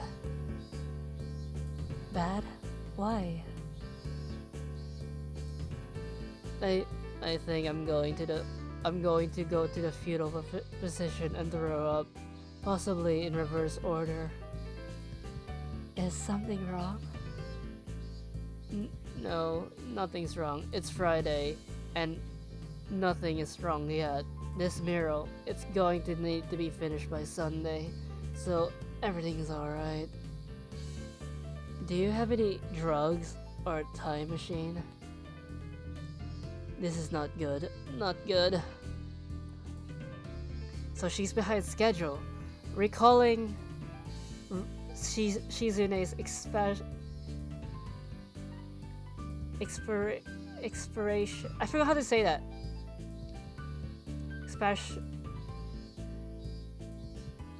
Wait, sorry, I'm scratching myself. Expiration at Rin's carefree attitude several days ago.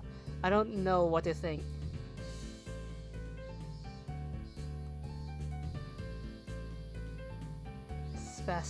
Inspiration? She has left herself open for I told you so, unless she can pull off whatever she needs to pull off by Sunday morning.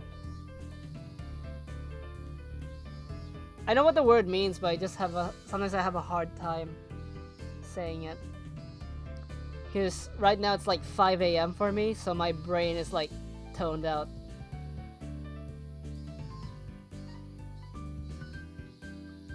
Rin keeps staring at her mirror, looking as mortified as she can. Leave me. I'm going to need to work for a while. I glance at Lilly, expecting her to share an incredulous look with me as I roll my eyes.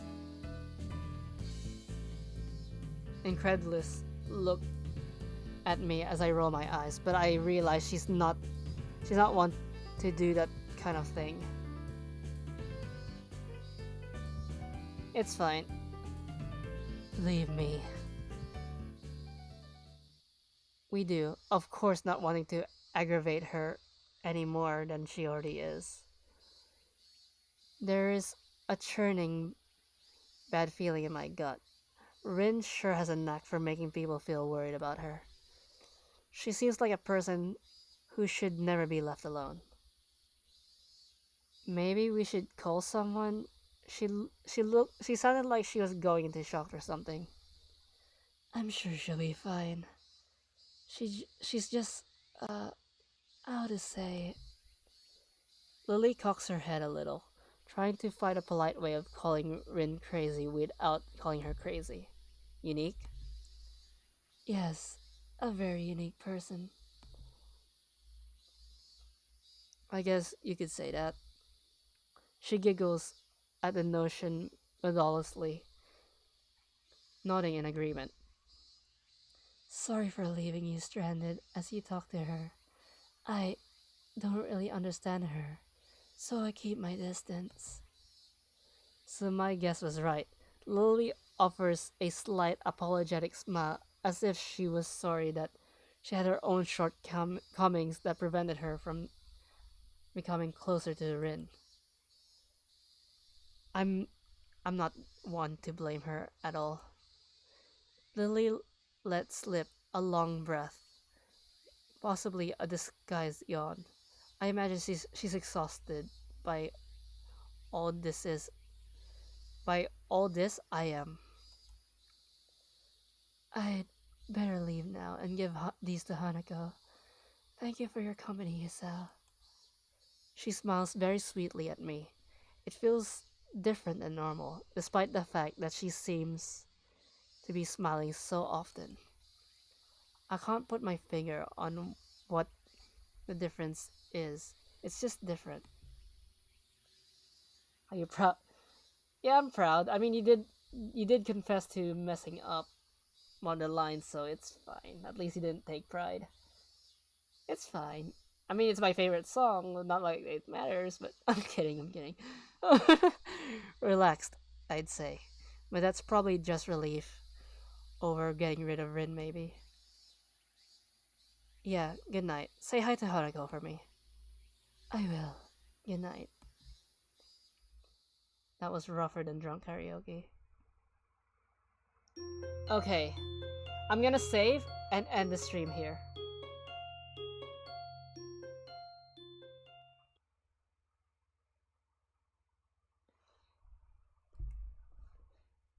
Save time. Yes. So, you really want an Ara Jaws? Should I? Should I though? Should I? Hmm.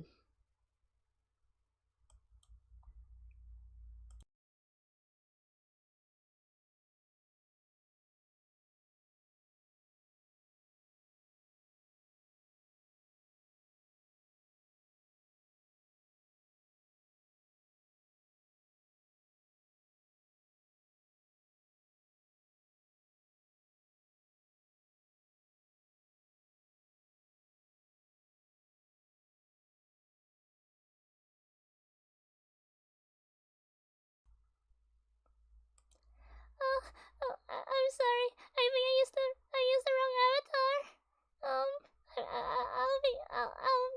I'm gonna quickly change. I'm sorry.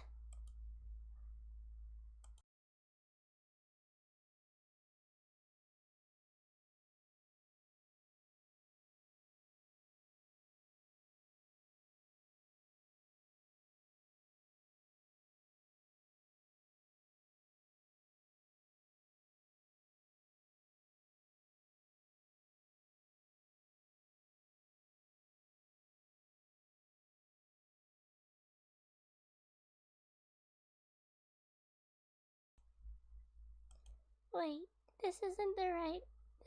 This isn't the right form either. Um, let me let me fix this. I'm sorry.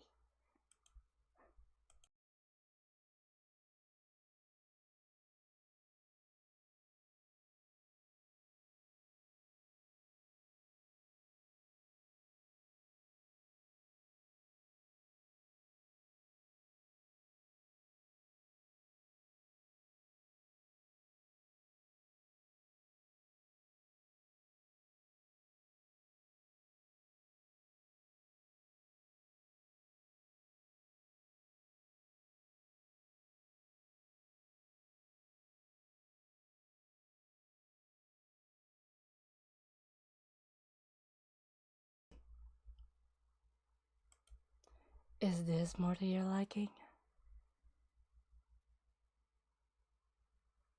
So anyway, I hope you had fun. Um, next stream. There's no stream tomorrow, but I probably need to prepare Assassin's Creed Valhalla, or else I won't have any games. Because I did just finish Fallout 3. So, I hope you enjoy the rest of your day. I'm probably gonna take a break. I'm probably gonna go to sleep. Maybe I'll grab a donut before I go to sleep. I really love donuts. Yes, as a matter of fact, I do have games in my phone. So, take care, all of you guys. Have fun. And I hope you had fun today. Like, I knew some of you guys probably weren't feeling good. So, I guess I'll see you. Goodbye for now.